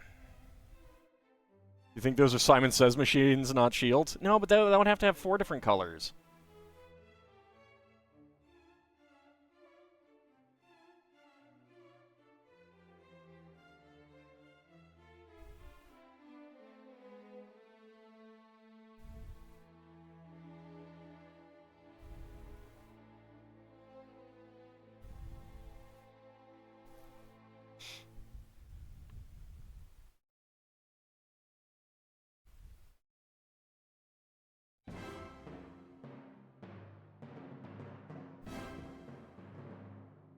There we go.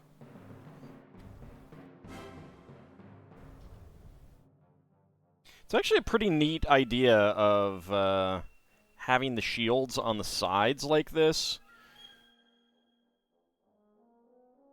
both as a way of just storing the shield, but also as some added protection on the sides and everything.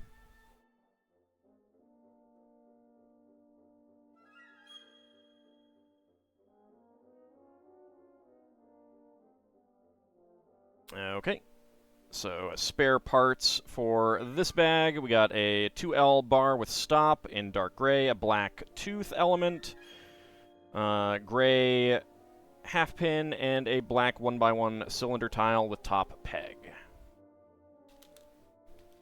Alright, I'm going to go ahead and put you back there for the moment, because our next bag is separate.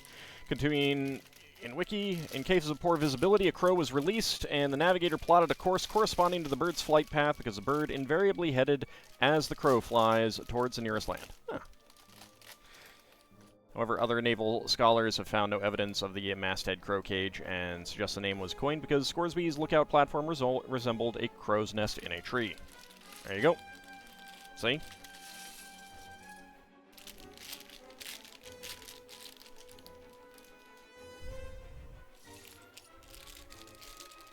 Unlike in video games, legends aren't always true.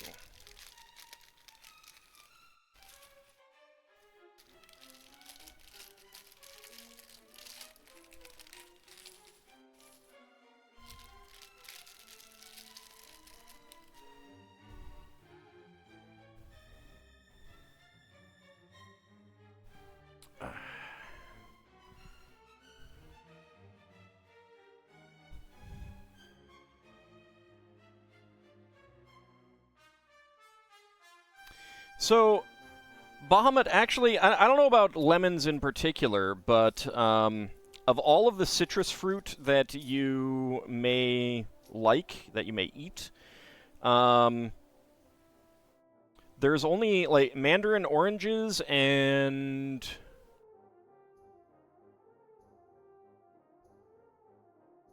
There's another one whose name I'm forgetting, but it's not very common, are actually, like, non-hybrid species. Grapefruit, lemons, other types of oranges, all of those are hybrids. But they might be, some of them might be natural hybrids. We don't know for sure. In some cases. Pomelos, that's it. Which is not terribly common. There's other ones that are natural as well,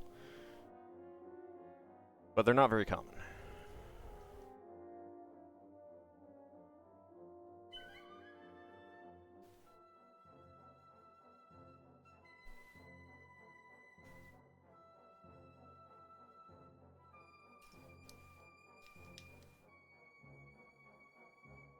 And of course you get the weird thing about apple trees where basically all apple varieties are...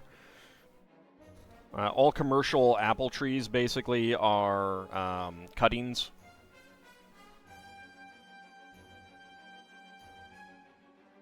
They're grafts. If you just grow an apple tree, you really have no idea what it's going to taste like, and it might be awful. You hate grapefruit, can't stand it? That's fine. Funnily enough, I'm not allowed to have grapefruit. Not that my doctor said anything, I just noticed it on one of my medications. We do not have grapefruit with us. Where's the 1x4 slope? Curve slope. There it is.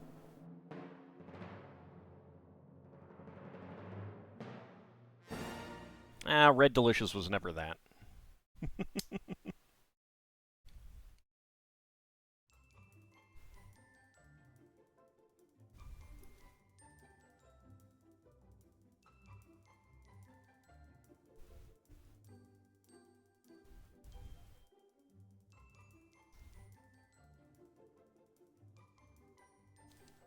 Green apples all the way.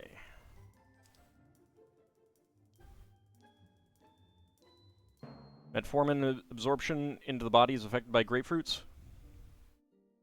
It's really weird.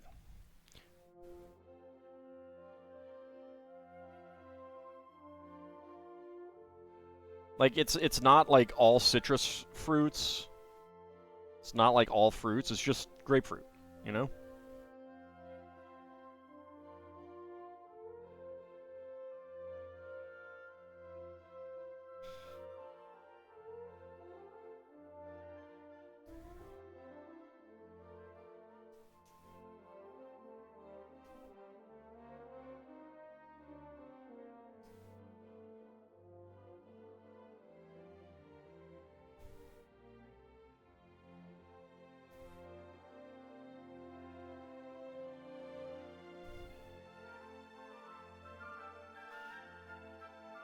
Alright, we're looking for a teal 1x1 round top pieces. There we go.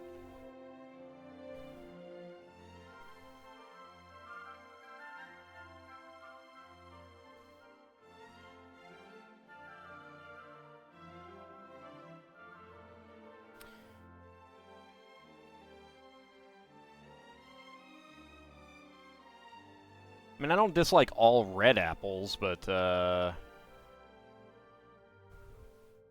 definitely do prefer green ones. And some of the like, greenish red ones, like Fuji and stuff like that. Those are pretty tasty.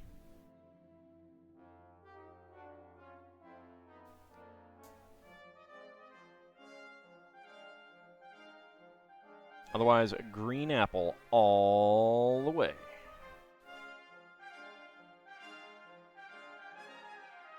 I mean, it's only natural that the green apples would be the best apples because green is the best color.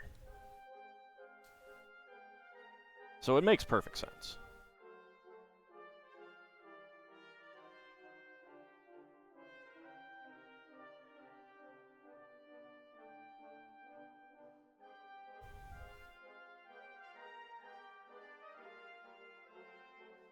Splits the difference, eats a yellow apple.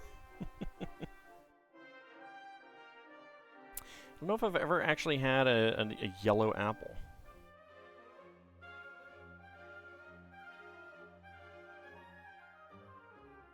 Alright, there's a 2x2 round top piece. You prefer Red Delicious yourself? Ah, heretics. Surrounded by heretics.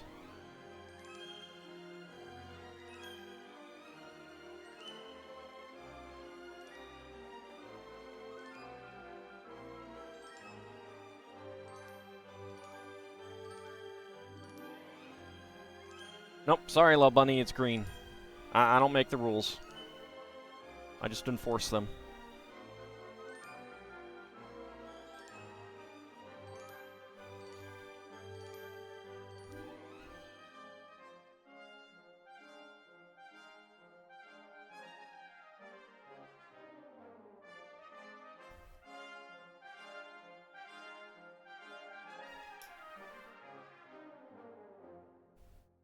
It's a proven fact. It's a proven fact. Green is the best color.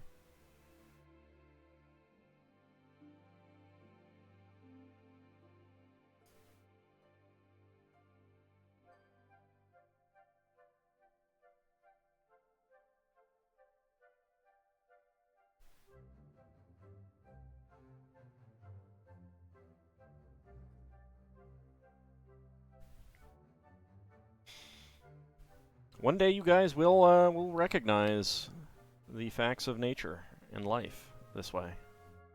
One day. One day.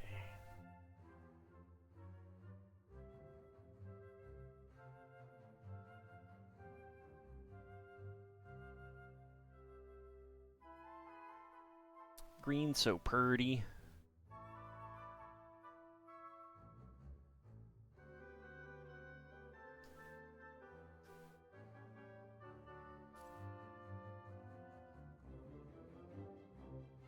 Alright, one more. There it is. One more purple tile. There we go. My falsehoods shall not prevail in factual matters? Well, I don't speak false, though.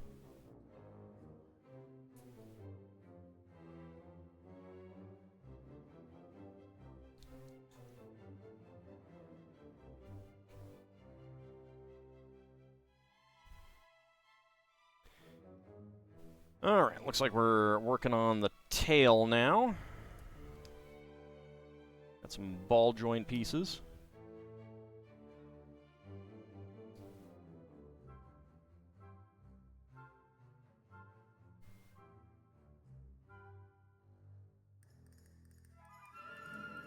There we go.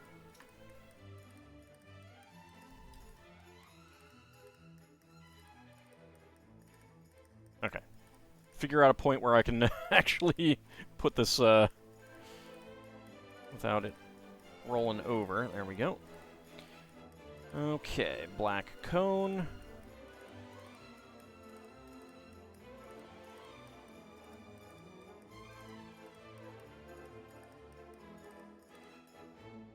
No, Ald is the always truth-telling guard.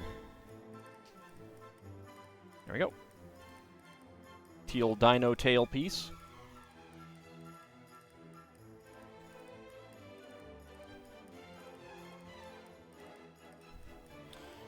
Alright, black 1x2 with cross axle hole. There we go. And a red double friction pin with axle.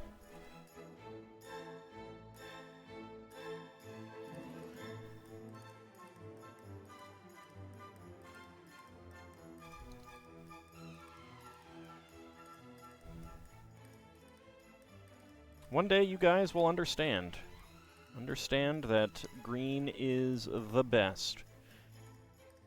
The bestest of all.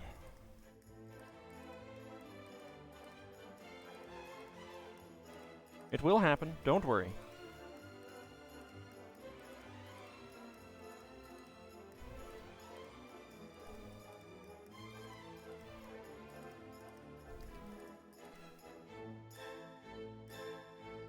Alright, and another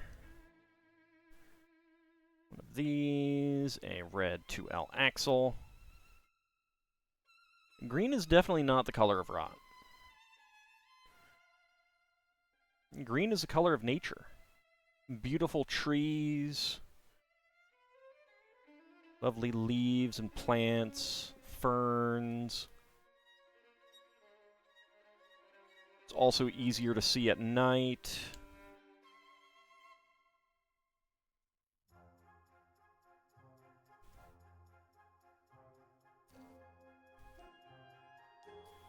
There's a reason night vision goggles show things in green.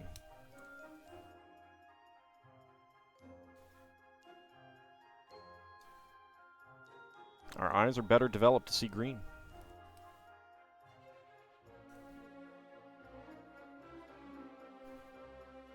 Green is also the color of the lovely rain in Stardew Valley that you get in summer.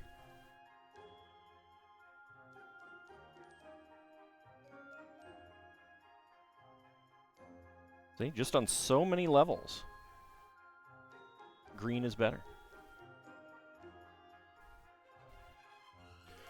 Alright, double friction pins.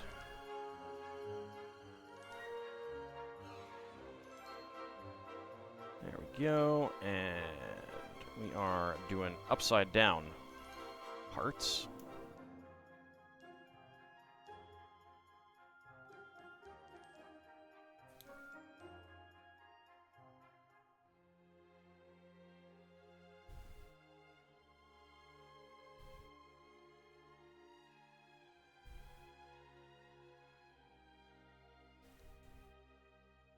we go. And another one in there.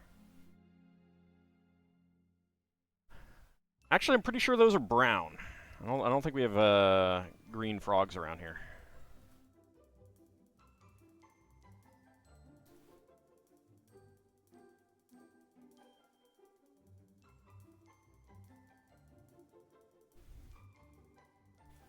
Alright, so another 1x2 with 2 holes.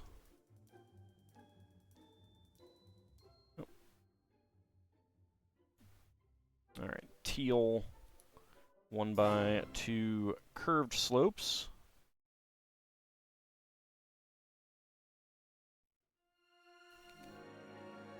There we go.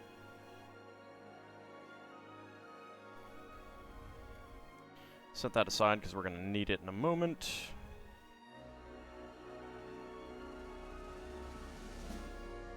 Have I ever seen Kroll? Heck yeah.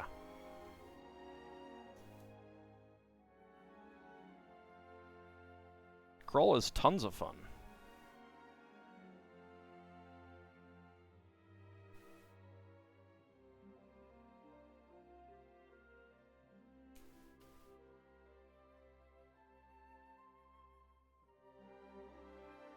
There we go.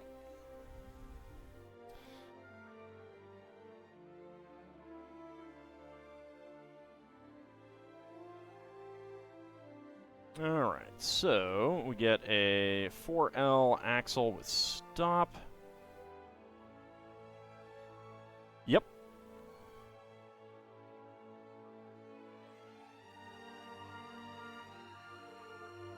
And the lead actor went on to play that one Federation spy guy in Deep Space Nine as well.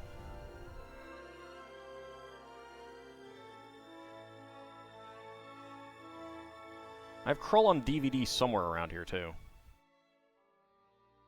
Been thinking about rewatching it. Alright, so there we go. Let's get these pushed in. Which spy guy? There's a few. I'm blanking on his name. He was like security chief for a while, and then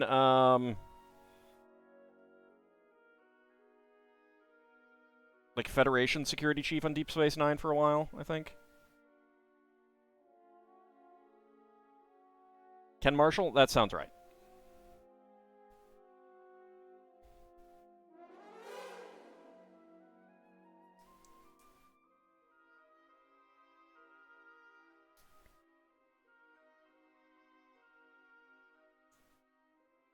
Yeah, Michael Eddington. There we go.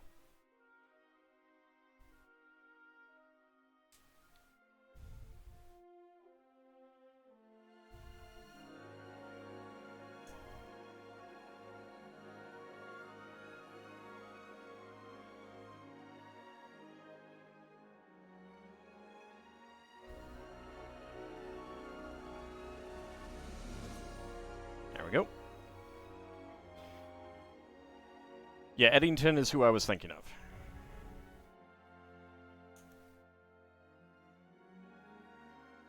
Surreptitiously closes IMDb. Hey, there's nothing wrong with that.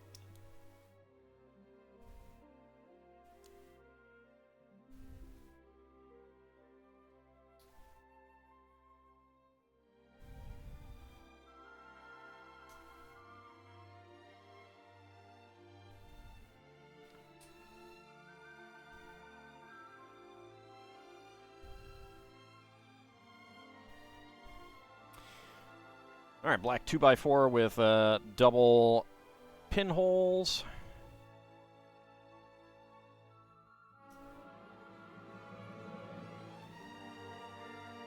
No, it was Eddington, Ken Marshall. He played the lead in Krull.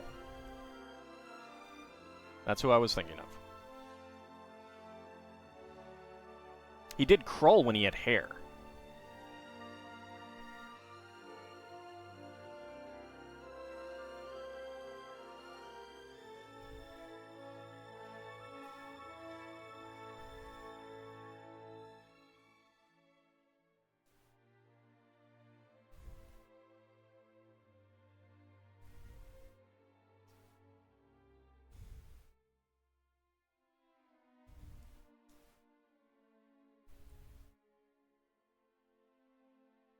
And I think Robert Picardo was in Krull as well.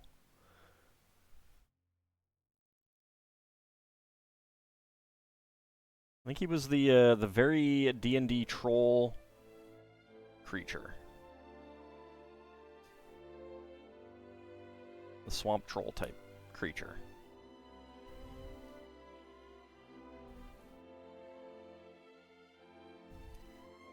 I might be thinking of a different film, though.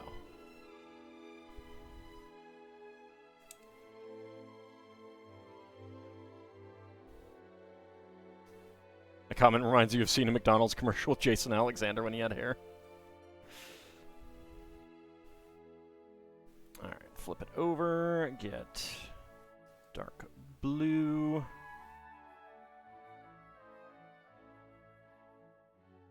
Trans orange tooth piece. Ah, okay. It's been a while since I've seen either of them, really. And that you remember when you had hair good times? Yeah. Yeah, I know that feeling too. I know that feeling too.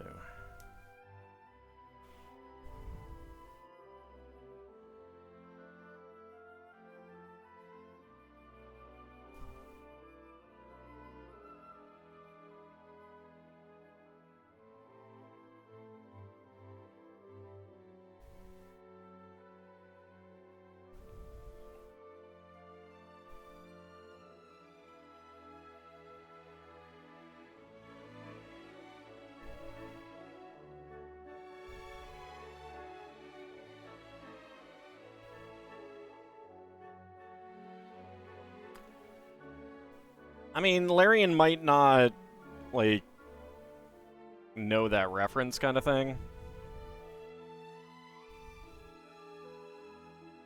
I don't know. Did they do other casting choices like that?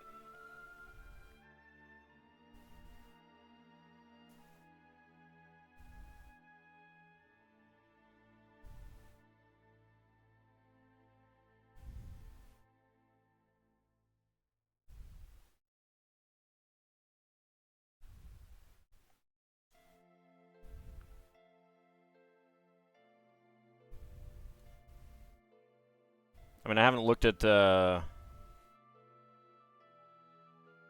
cast list, really, of Baldur's Gate 2. Other than to notice that some of the voices from Divinity Original Sin are absolutely in Baldur's Gate 2, which makes sense. Alan Armstrong is the only other person you recognize later from Krull. What role did he have? One of the other bandits?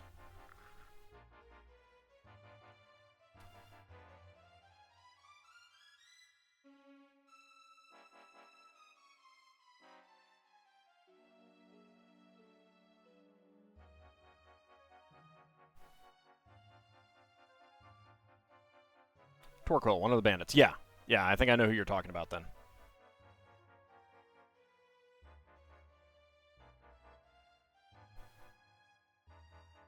The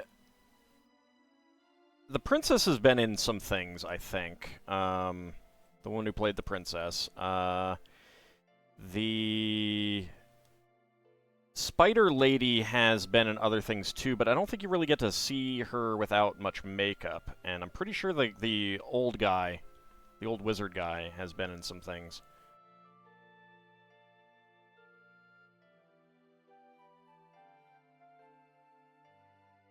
But I might not know them from, like, later things. I might know them from earlier things.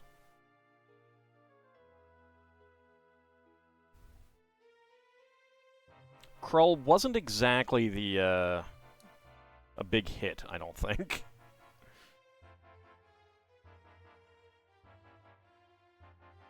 Should have been, though.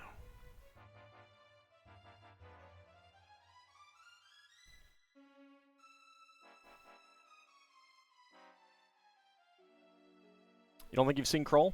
I recommend it. Even if they did have a really silly weapon called a glaive, that is absolutely not a polearm.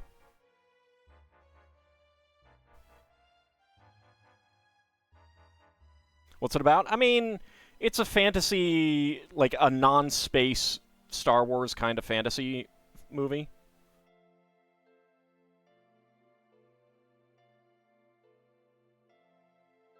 I mean, it absolutely came out to try and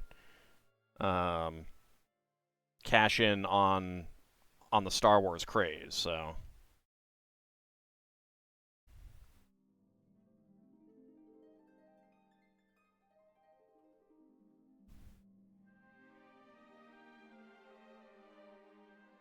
Not Star Wars based, no. I mean, it's its own thing entirely, but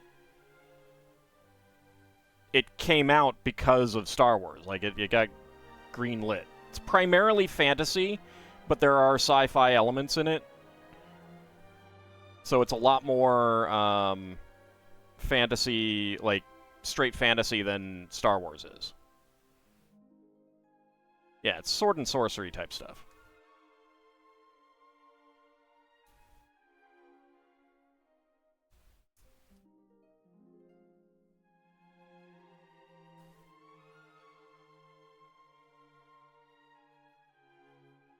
Like, I don't think people would remember and like it if it was literally just like a Star Wars clone. Like, there are those out there.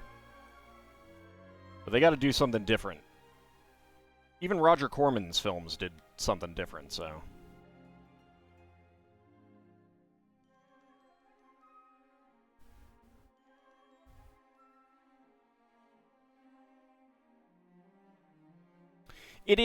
So Star Wars is fantasy because of the Force, but it is definitely, like, sci-fi based.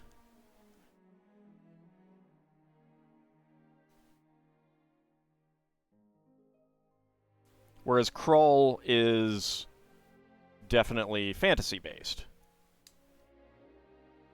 With some sci-fi elements.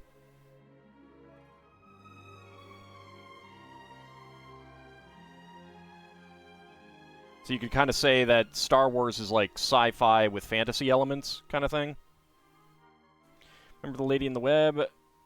She was Lady Jessica from Lynch's Doom. Yeah, so that, yeah, I knew I'd seen her from some other things. But again, I think I think I might have learned that from, like, IMDb, because I think it is I think she is in a lot of makeup.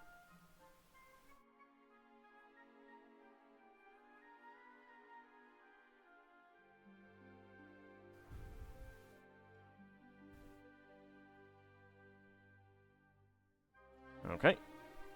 And I do not know why this is not covered up. I would definitely have covered this up.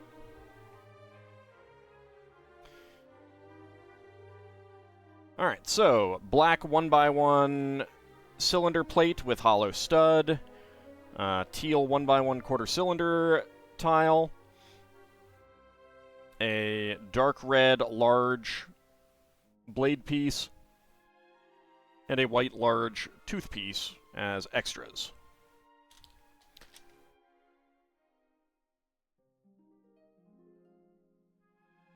Alright.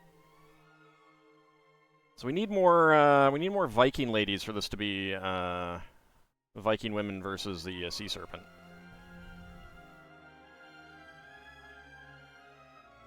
Let's get our cow down there.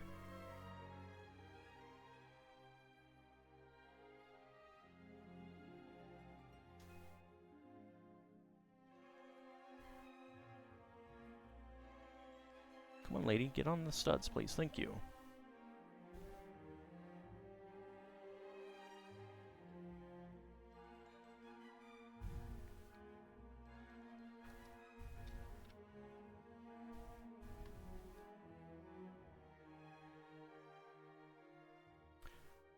I suppose I'd also have to make a goofy-looking guy to say, but I'm a grim old warrior!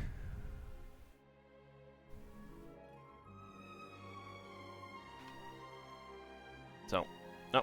Alright, cow's gonna fall over in the in there. Let's do that. There we go.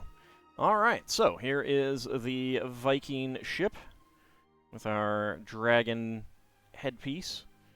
There's a ballista. Got the crew looking the other way because here comes the Midgard Serpent. Rawr. Rawr. Rawr. Rawr. Kind of surprised that there isn't a whole lot of articulation to this guy. Like, there's no hinging on any of these pieces. Like, anything up to here. Got some hinging up here. And then, of course, all of this can be hinged. And in fact, you can also turn it. But, I mean, I guess this part is supposed to weigh it down so that it stays flat. But it also needs something right here. It needs some pieces in here. Don't give me this hollow section on the body. Would have taken a few more pieces. The ship is definitely the nice thing about this set. Like, way more than the Serpent, I think. And the minifigs. The minifigs are really good. I always want more pieces. I always want more pieces.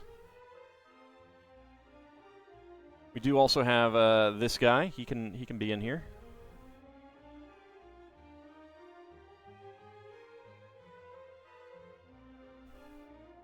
There we go. All right, but it is time for minifigs. Now that I've finished that, we'll go ahead and finish off the night with some minifigs. Did not take me as long to build that as I thought. I do want to go through the other instruction booklets that came with it, but we'll do that after minifigs. Wrap it up by looking through real fast. Alright, let's see. Go ahead and start with this one.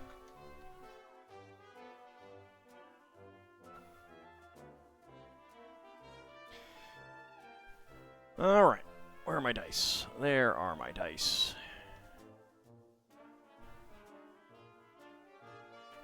Alright, 5, so that'll be that column. Oh, I did forget to put the barrel in there. I'll have to do that.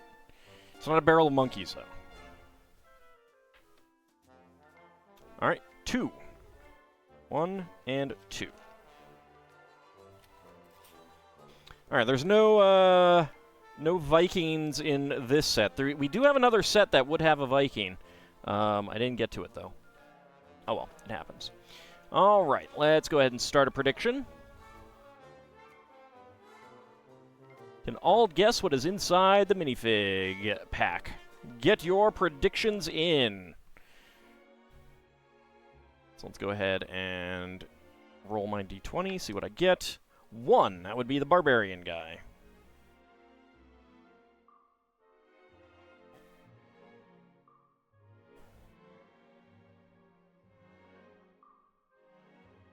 Let's go ahead and get this barrel in here somewhere. Right there. There we go. And bring the camera back down.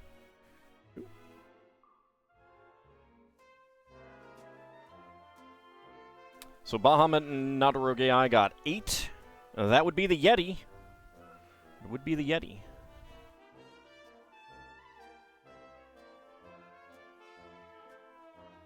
Oh man, it is really hot in this room right now. Can't really even open a window because it's 76 degrees out. There's probably no wind. Let me see. Nope, no wind out there at all. That sucks. The Serpent still looks like a Zord from Power Rangers. Yeah, I mean, honestly, I'm not a big fan of the Serpent. I think it's definitely the weakest point of the set by far. Like, it's pretty weak. It's pretty weak. I like that it's brick built and stuff like that, but and the colors are good, but it's still kind of weak.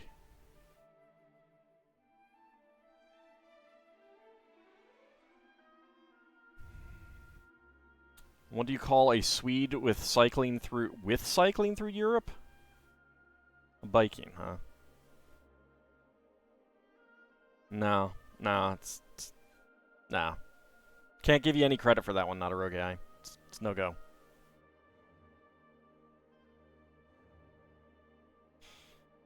All right, predictions are closed.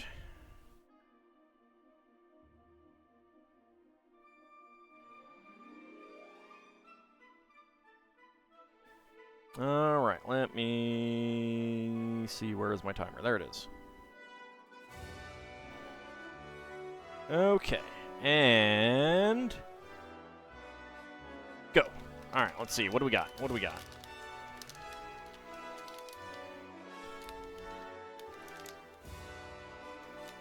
Okay. 10.13. I do believe that we have another welder.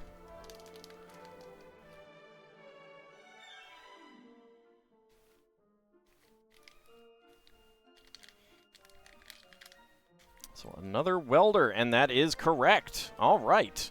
I felt the hat piece, which is fairly unique. We have had a couple minifigs, well, at least one minifig before. Not a lot of hams, but not many people went for within 20 seconds, so let me complete that prediction.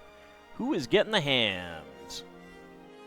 Kinshear getting the hams. Very nice. Ice Oven going for 20 to 50. Shield of Hope going for 50 to 60. And Bahamut and Lel Bunny going for no. All right.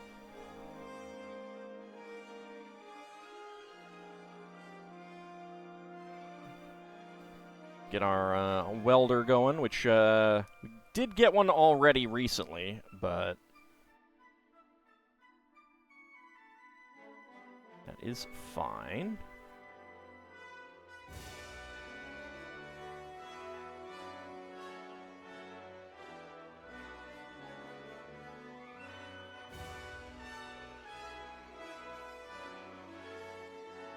There we go.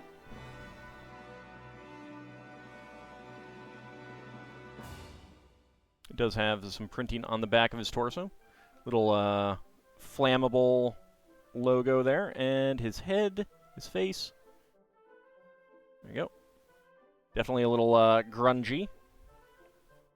Makes for a good workman minifig head. Alright, so that is our second welder.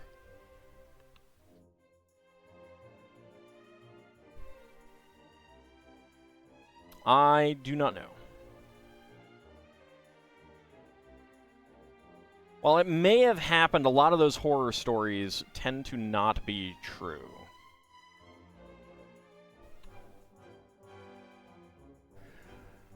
Alright, let's see. Who do we want to choose this time? Alright, D6. Alright, 4, so we're going for the middle. And that is a 1. So the very first minifig in that column. Getting some low rolls on these 20s, which is good. Gotta save the high rolls for my D&D game. Alright, so let's start a new prediction. Can all guess what is inside the minifig pack? Let's go. Alright, so we have gotten the Rocket Man. We have gotten the Elephant Tutu costume lady. We have gotten the brick costume guy. We have gotten the spider costume. And I think that's about it.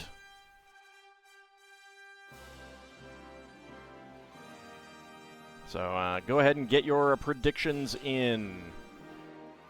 So 7 for Bahamut, that would be the dragon costume guy. 15 for Not a Rogue AI, that would be the cowboy costume guy.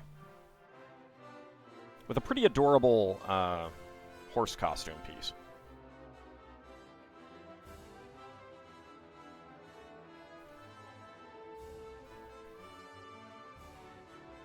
All right.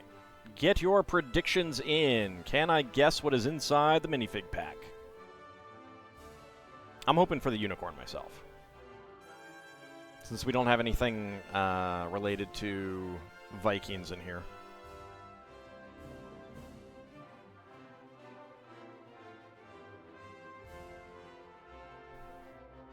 Alright, about 40 seconds remaining. Get your predictions in. Can I guess what is inside the minifig pack?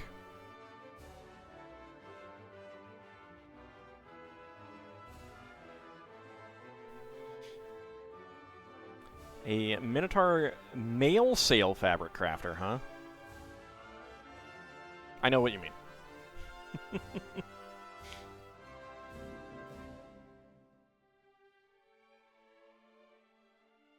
I don't know that mainsails are made out of a different fabric, though.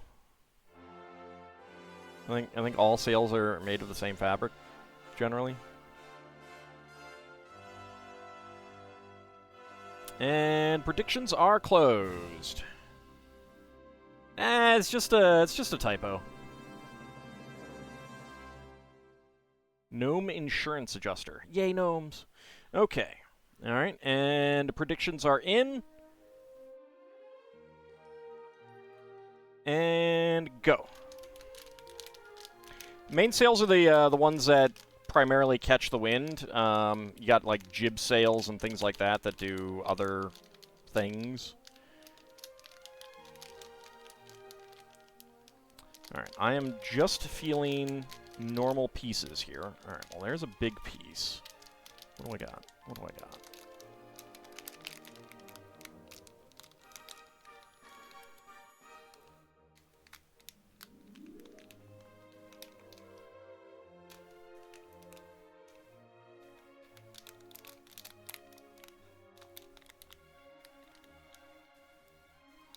Okay. 43.51. I do believe that we have the unicorn. I do believe that we have the unicorn.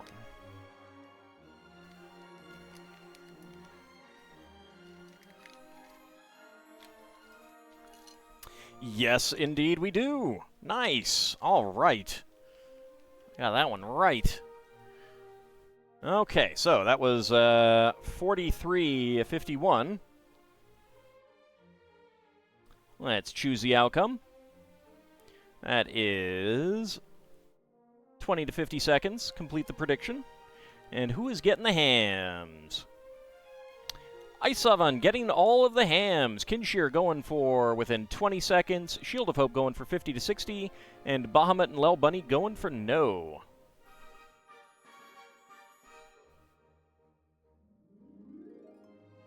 Go ahead and get the horn in there. I think that's printed, not dual molded. Just have a single-sided head.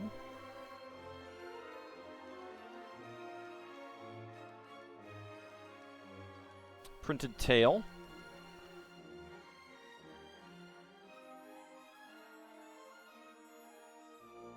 Which I think we're going to get another tail in the cowboy set. It looks like the same piece.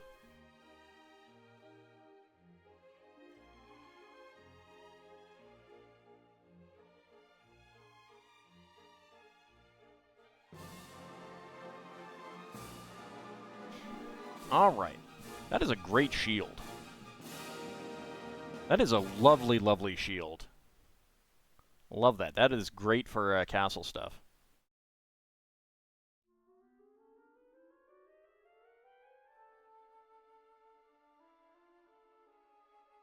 Might be Scottish. She's got red hair.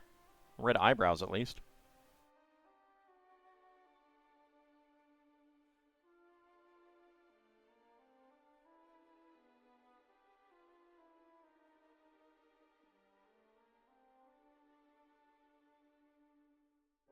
There we go. His tail is not letting him stay flat. All right, so that is that series done. Next up, we are going back to Series 25. There is just one left that we have not gotten. Let me go ahead and get out my scale. Alright. D6. Alright, so that's 4, so we're going for the top. And D10. That is a 9. That is the very first one there. Well, no, actually, if that's the first one, then this would be the 9. There we go.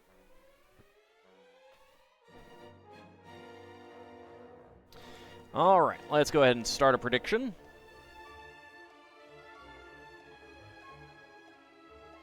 Alright, let's start the prediction. So we got yes with a guess, yes with wait, yes with die roll, and no. Let's go ahead and get our predictions in. Let me get my D12 out and ready. We'll roll it first.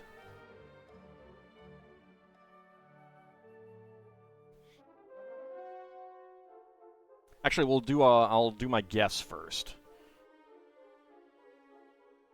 Right, I also need to pull up the weight guides. There we go. So, get your predictions in. Can I guess what is inside the minifig box? So the Triceratops fan is the only one left that we have not gotten. We'll see what we can do this time. And I'll get my app all ready as well.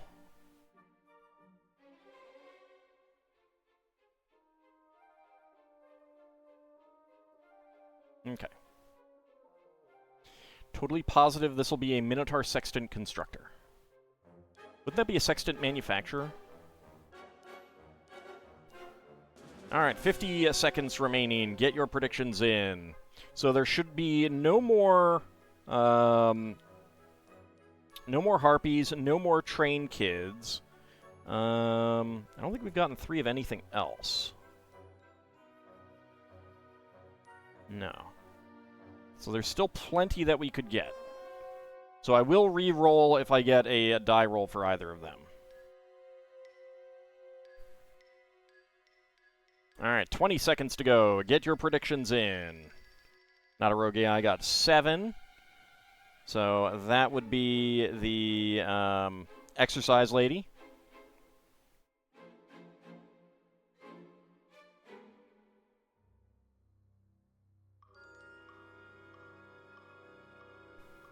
Alright, predictions are closed. Alright, let me go ahead and turn on my scale. Oh, actually, let's not do that yet.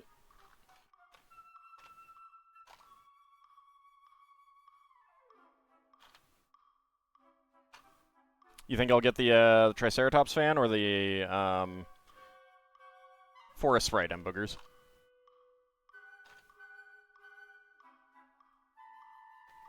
I think it would still be manufacturer if you're hand-making it.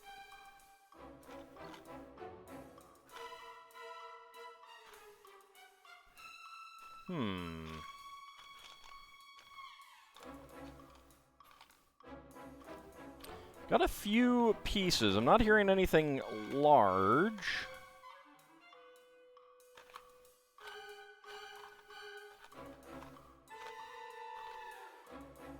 I'm gonna say it is the goat. I think we have the goat herd. So that is my guess. All right, and then the weight is too light for the goat. Yeah, 17.51. Probably the gamer. I'm going to say that the weight is indicating it's the gamer. Okay, so let's roll the die. So my guess was goat herd. The weight is the gamer. And the die roll, 8 is the Triceratops fan. Let's see what the app says.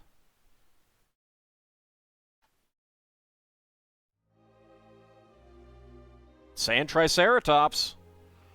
All right. Let's see if that is correct.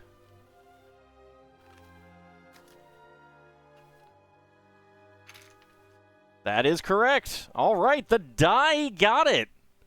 Oh, wow. All right. And the die has it. Let's go ahead and choose that prediction. Yes with die roll. Complete that prediction. Who's getting the hams? Kinshir and Lel Bunny. Kinshir getting a whole whopping 18,904. Lel Bunny getting 3,781. Very, very nice. Shield of Hope going for yes with a guess. Ice Sovereign and M Boogers going for yes with wait. And Bahamut going for no. Very nice.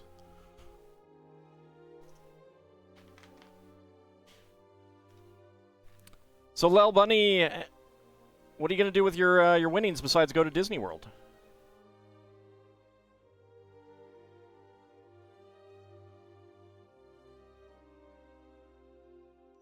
At least 17K hams went to a good home? Oh, yeah. It's always a good home. No matter who gets them, it's always a good home. Because you guys are fantastic.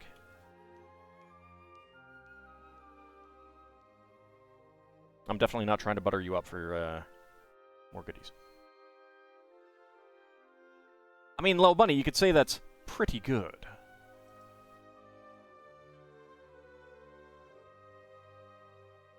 Here's our Triceratops fan. I think we have a... Yep, we got a alternate face.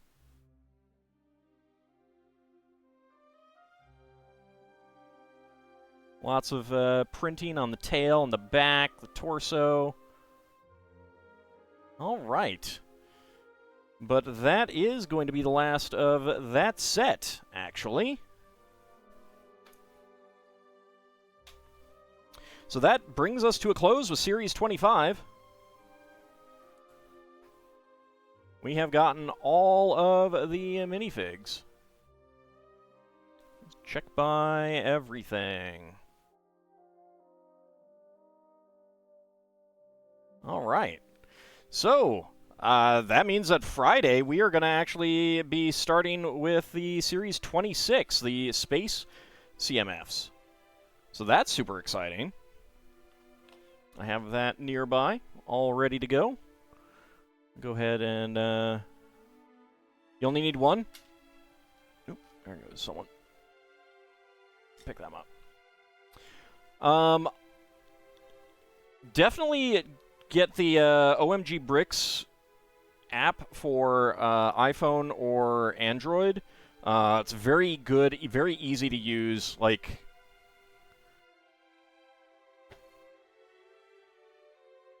you can take. Let me go ahead and you can take 3 of these. Of course, it doesn't help if I knock them off. Let me go ahead and move this box because it's big and in the way.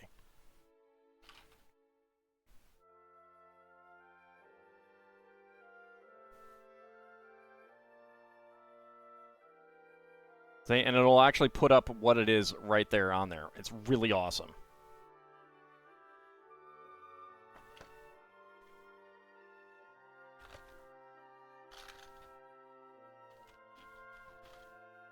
So that is a very, very awesome app.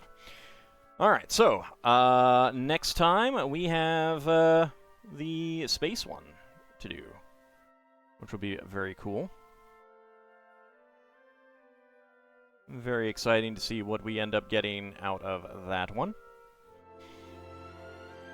Alright, but before we wrap up, let's go ahead and bring the camera up to the Viking ship again.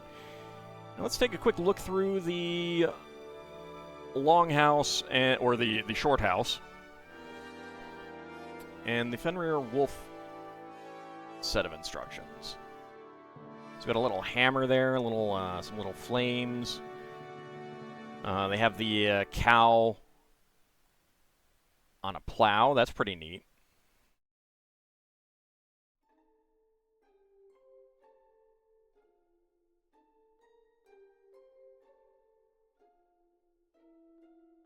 Got a nice decorated floor. Hey, there's a seat.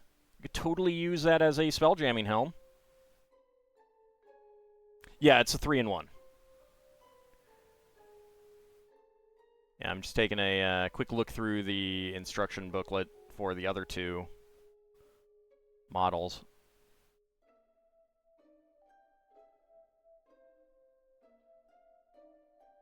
It's not a particularly long house, but it's got a nice pattern in there. Yeah, the boat's pretty nice. I'm not a big fan of the Midgard Serpent, honestly.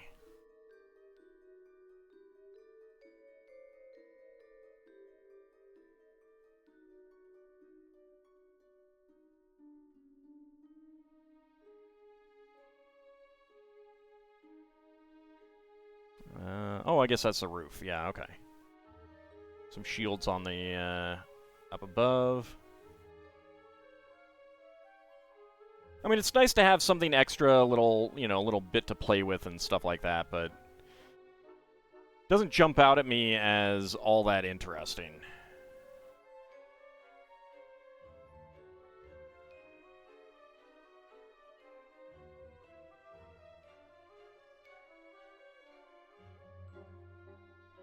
Pretty nice alternate models, though.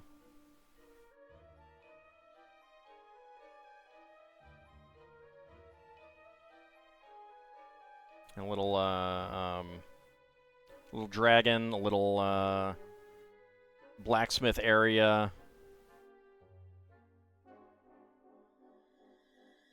And then the third one has the Fenris Wolf. Why the Vikings are fighting it rather than, you know, Tyr getting his hand bitten off, I don't know. You have some stormtroopers in your boat at the moment.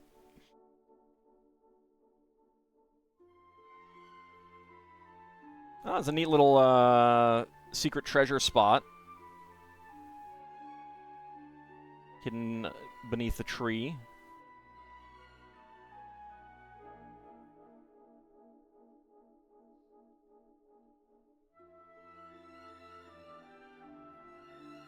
Good use of the dark blue pieces on the wolf, I think.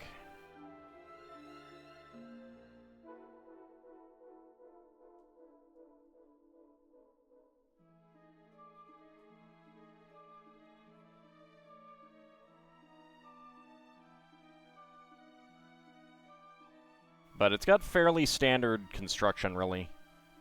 Nothing's jumping out at me as being, like, unique or interesting on how it's designed or the other, the longhouse is designed.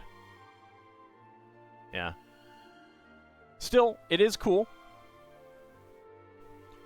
I mean, it's always nice that the 3-in-1s have just, like, multiple things that you can do with them.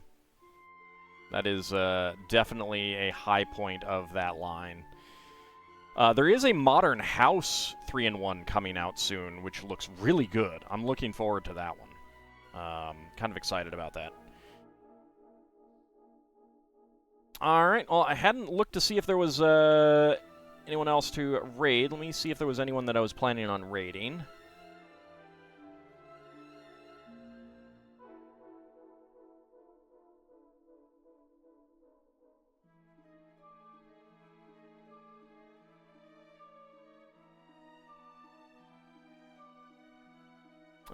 Nope, so I will go ahead and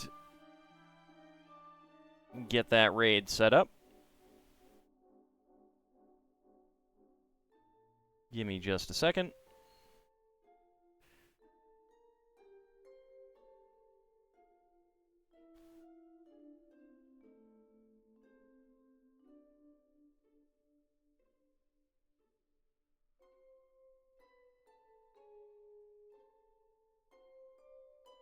Okay, so we'll get that raid going. I want to thank you guys for coming on out. Have a good rest of your night. Thank you very much, Grimmeth. Thanks for stopping by. Really do appreciate that. And we will be back on Friday for some more retro gaming, continuing on Sword of Mana. We'll be starting on the Viking Village set in the evening. And Saturday, back for some more Spelljammer, and next Monday, we will be back for some more Like a Dragon Infinite Wealth. So I want to thank you guys for coming on out, and I shall see you next time. See you then, everyone.